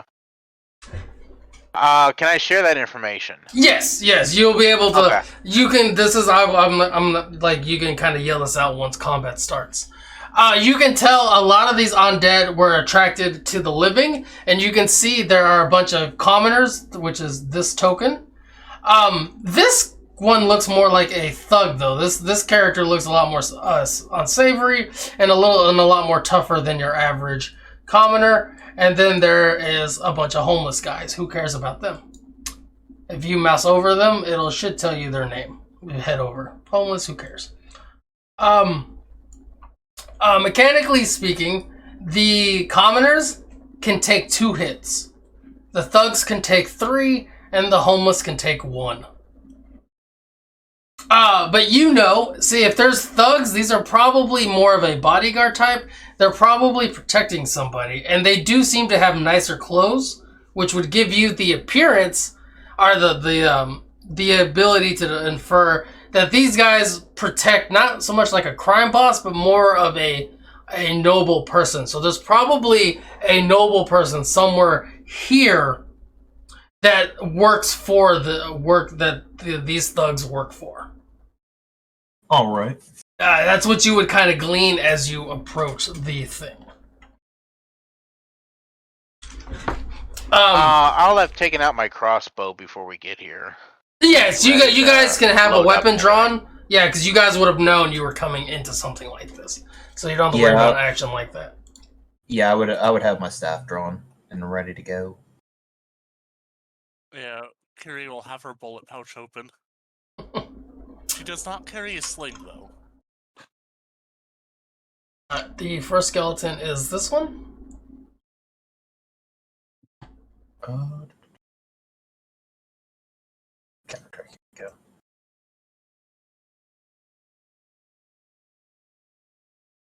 There was a way to go to them. I just don't remember. There.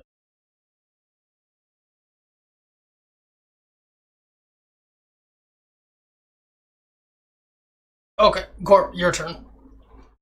All right. Let's see here. First thing I'd like to do is devise a stratagem. Basically, it's just a. I'm going to choose this guy right here. You can post the ability too if you don't mind. Oh, how do I post it? If you click it, it should let you do it.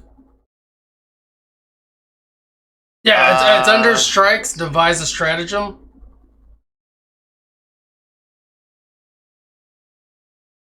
Okay, let me try seeing what happens if I click that here. So you click that, and it'll set that on your character because it gives you a +1 to attack, right? Well, it does a couple of things depending on how it plays out. With this one, I get to roll a d20, and if I decide to attack, I use the d20 roll. Yeah. If I decide, but I don't have to attack. I can kind of play it out in my head first to see how it's going to work out. Yeah, I'm saying you can choose on which character. Like if you strategize this guy, you can use the attack roll on him, but if you attack a different one, you don't have to use that roll. Let me see. Correct. Yeah. Yeah, you're good. So I'll go and roll my d20. First off, let's see here. See if it's worth my weight. A 12 plus. Okay. I will go ahead and take that. And I'll also do along with that. I'm going to let's see here.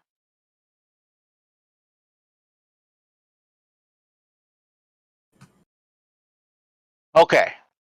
So, when I attack, I'll be using my intelligence instead of dex for this. It's 12 plus 3, 15. Wait, is that right? Oh yeah, plus proficiency. Yeah. Okay. And so I'll roll that plus a 1d6. Yeah, because that'll make 16. Attack and damage. Yeah.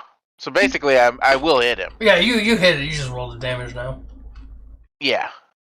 So strike, crossbow, damage, devise stratagems clicked.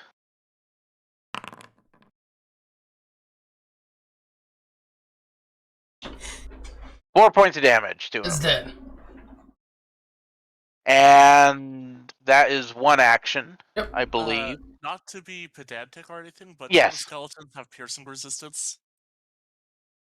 Oh, these don't because these are basic level 1. These are not the typical -1 CR because there's a lot of them. Okay. Yeah.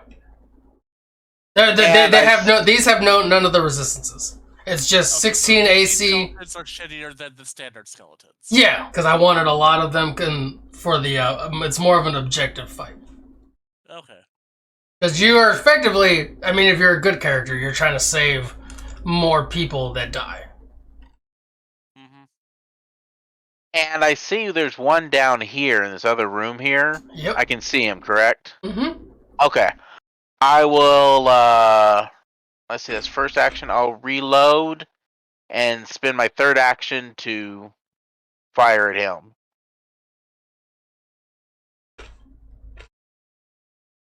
Is reloading a free action Here for we you? go. It is not. Because reloading would be your third action. Oh, is Devise a oh stratagem, because that's right, is an action. You're right. Isn't it? I I thought forgot. devise a stratagem was a free action. It's a free action once you turn a certain level, like you get a feat for it. I thought. Okay. Yeah, because if you look at it, it says it has the one action. Yeah, you're right. It is an action. It's once per round I can do that. Then yeah, I'll go ahead and reload, and that's. I will shout out. There's more out here.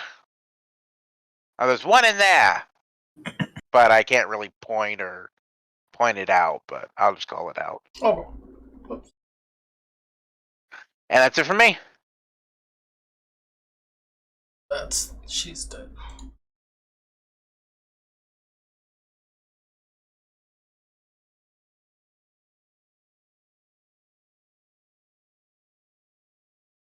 Gary, you're up. Okay. Let's see here.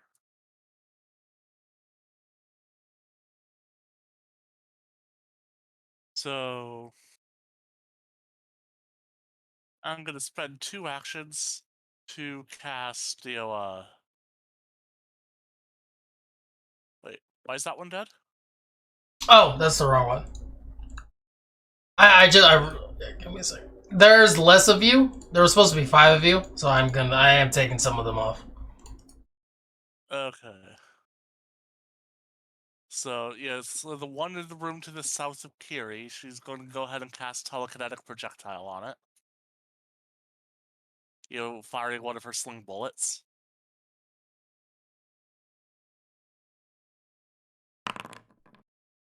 That's super dead. Yeah, because you crit, so. Oh no, you didn't crit, but it's still dead. Yeah, I need to roll one more for it to be a crit Yeah. if they had the 16 AC. And then for final action, Rory's gonna take it to stride over to melee with that skeleton there. Yep. And that'll be all 3 of my actions. Okay. Yeah, as Rory goes in there, you see there are 2 skeletons heading towards it. I see 1 skeleton heading towards 2 commoners. Yeah, that's what I meant. 1 skeleton, 2 commoners. Okay. Laughlin, you're up. Alright, I'm gonna move forward a little bit here. Let's see. 1, 2, 4. Yeah, right here. Ooh.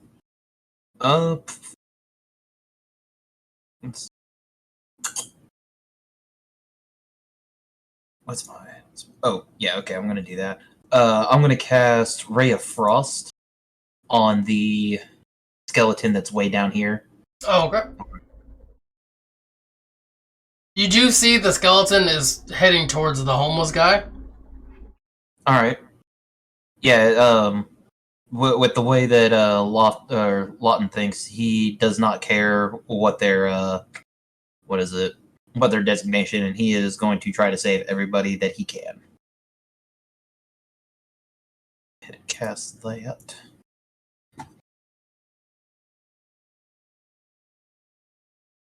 You now click at the attack.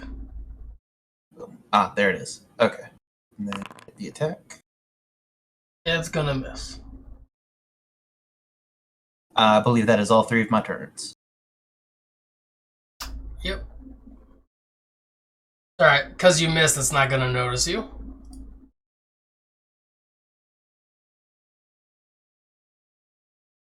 No. I'm sorry, homeless man. Who cares? I failed you. The thug is gonna kill this one.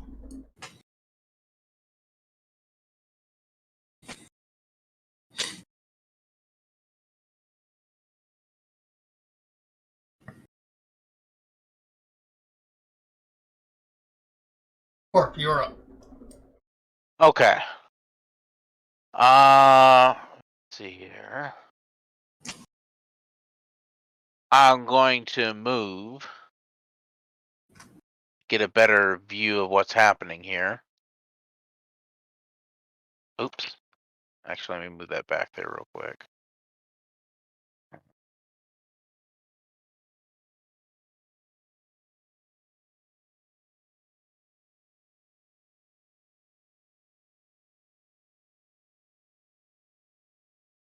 I can stand on top of that guy, right?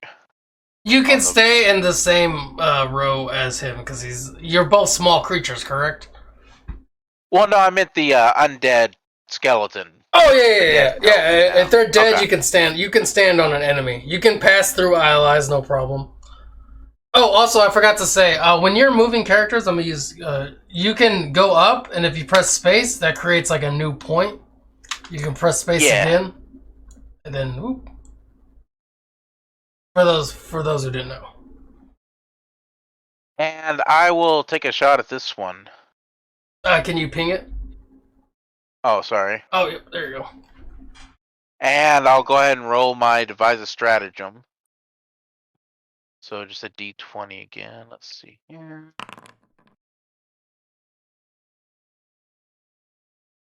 Let's see. It's 10 plus 4, right? 10 plus 4 plus 2. No, it would be. Oh, it's 10 plus 15. 5. Okay. Yeah. So I think I'm gonna miss. You will miss. You do know their AC is 16. Alright, so however you would transfer that in character, mechanically your character knows you would miss that one. yeah. So I'm going to. I don't see anyone else here, so I'm gonna take a take a final action to move, and I will hop down here, getting ready to attack that one next turn. All right.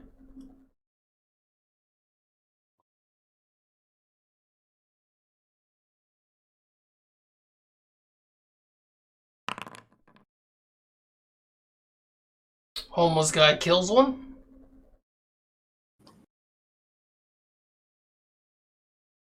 Good job, homeless guy. Like, right? This one gets thrown back. Thug will yell, "Boss, we got the guards. We just gotta hold out for a little bit longer."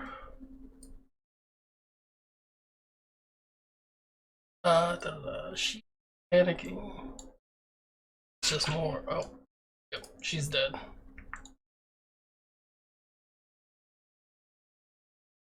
Second, that's his first. Oh,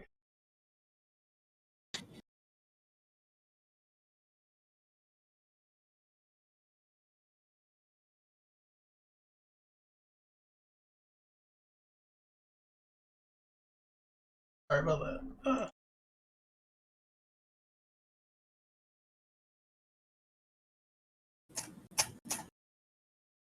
Okay. Oh, Kiri, you're up.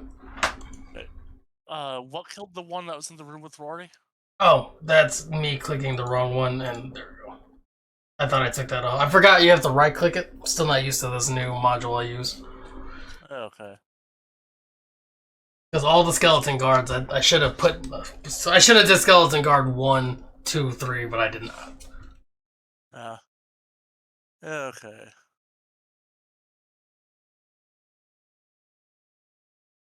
So, gonna spend one action to act together and have Kiri move there, and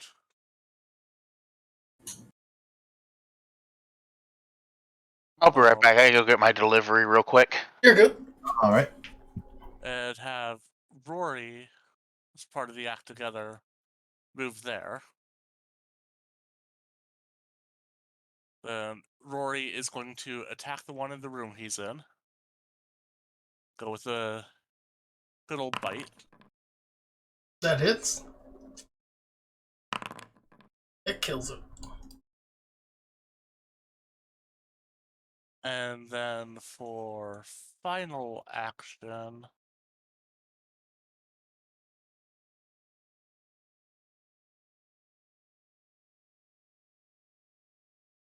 Oh...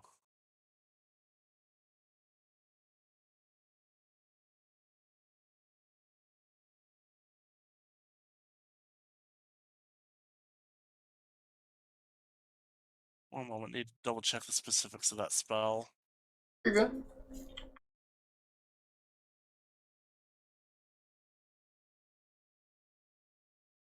Yeah, final action, I'm going to cast Guidance on Gorp. Alright. So, Gorp wants to drag the spell effect Guidance onto his token. Yeah, that's what I'm trying to figure out. How do you do it? Well, it's there in the chat, so just literally click and drag it. Oh, thank you. That's how that one works. So much easier. Oh, okay. That's awesome. Thank you so much for telling me that. You're welcome. Because I thought I used to have to click on it. Also, can you give Rory a perception check? Yes. He's got familiar senses, so he's got his scent. He's a dog.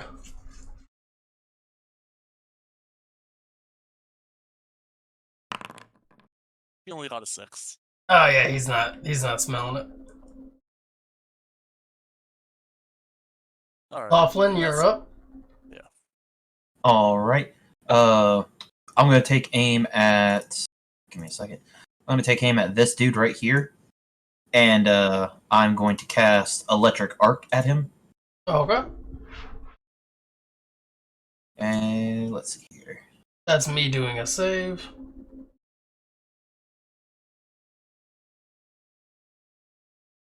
You know, you were told that Fortitude was a +2. Do you still want to? Okay, you still wanted to do it. Yeah, he saves. Well, damn. It does say that I can target someone else. Does the first one need to fail his save? Oh no, you target 2 people next to each other. Oh, they have to be next to each other. A save is still half for the It's cantrip. a basic reflex, so You're on right. success, Yep. they take half damage.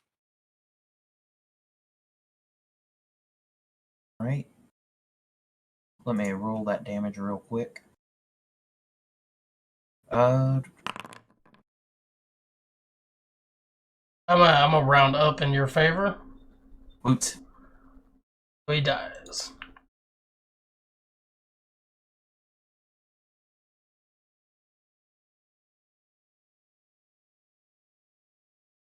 You still have one more action. Oh, I do. I apologize. You're good.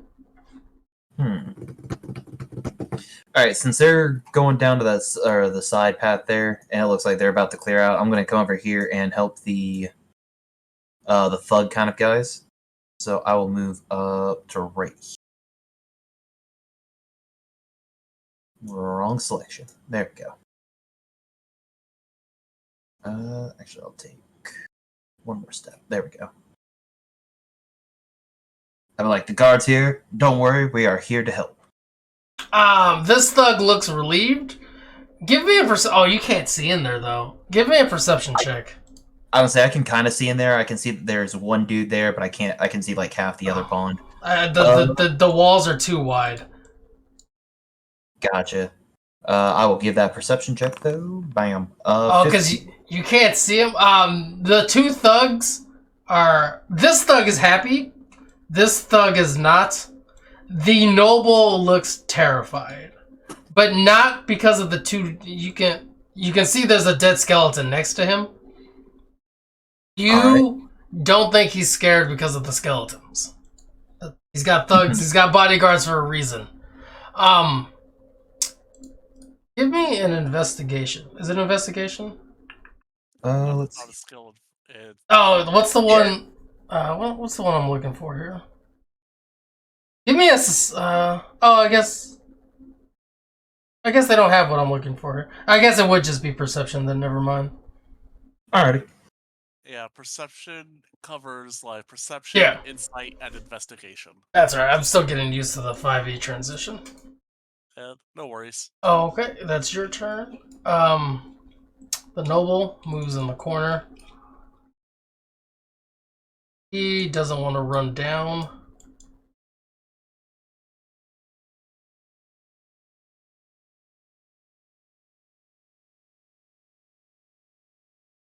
Got.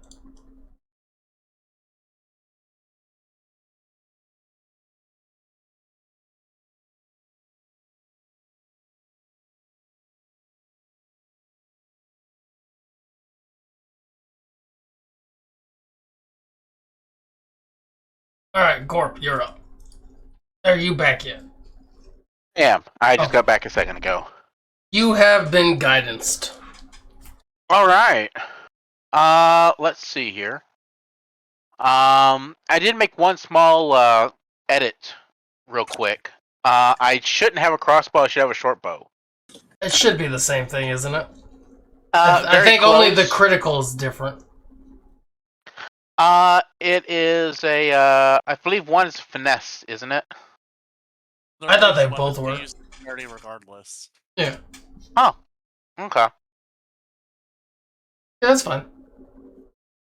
Oh well, never mind. I wanted to make sure of something. That's all. Appreciate it. All right. I will try to devise a stratagem once again. The crossbow does have greater range.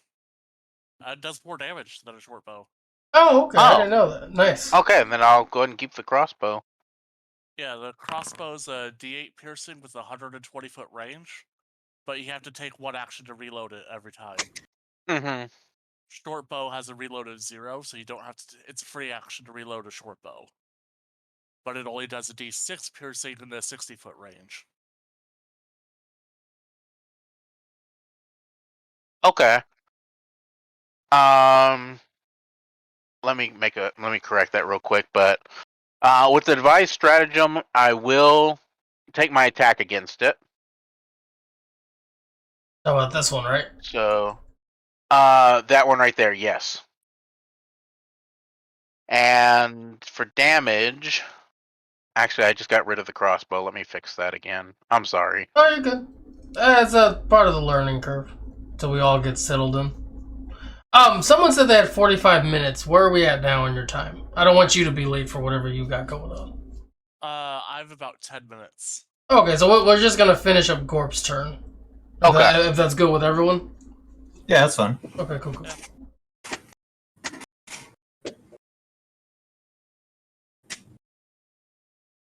And damage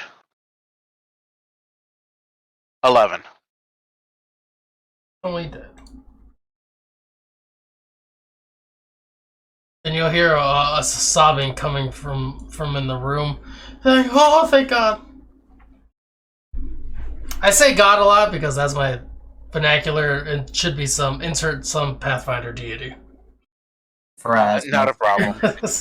I'm just now getting better at stop saying "Oh Jesus." I had to introduce a character called Jesus just so when I just named him the town mayor when everyone was like, "Oh, he's just the guy that always helps people." Okay. Because I personally would always be like, "Oh Jesus."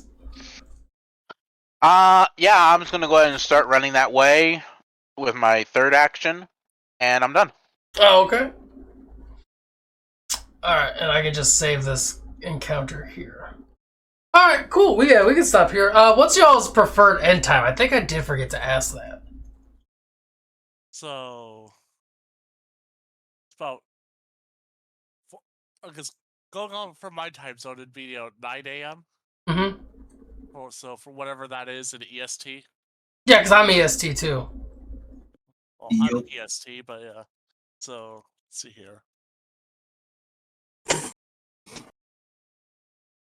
I personally am available most of the morning, so.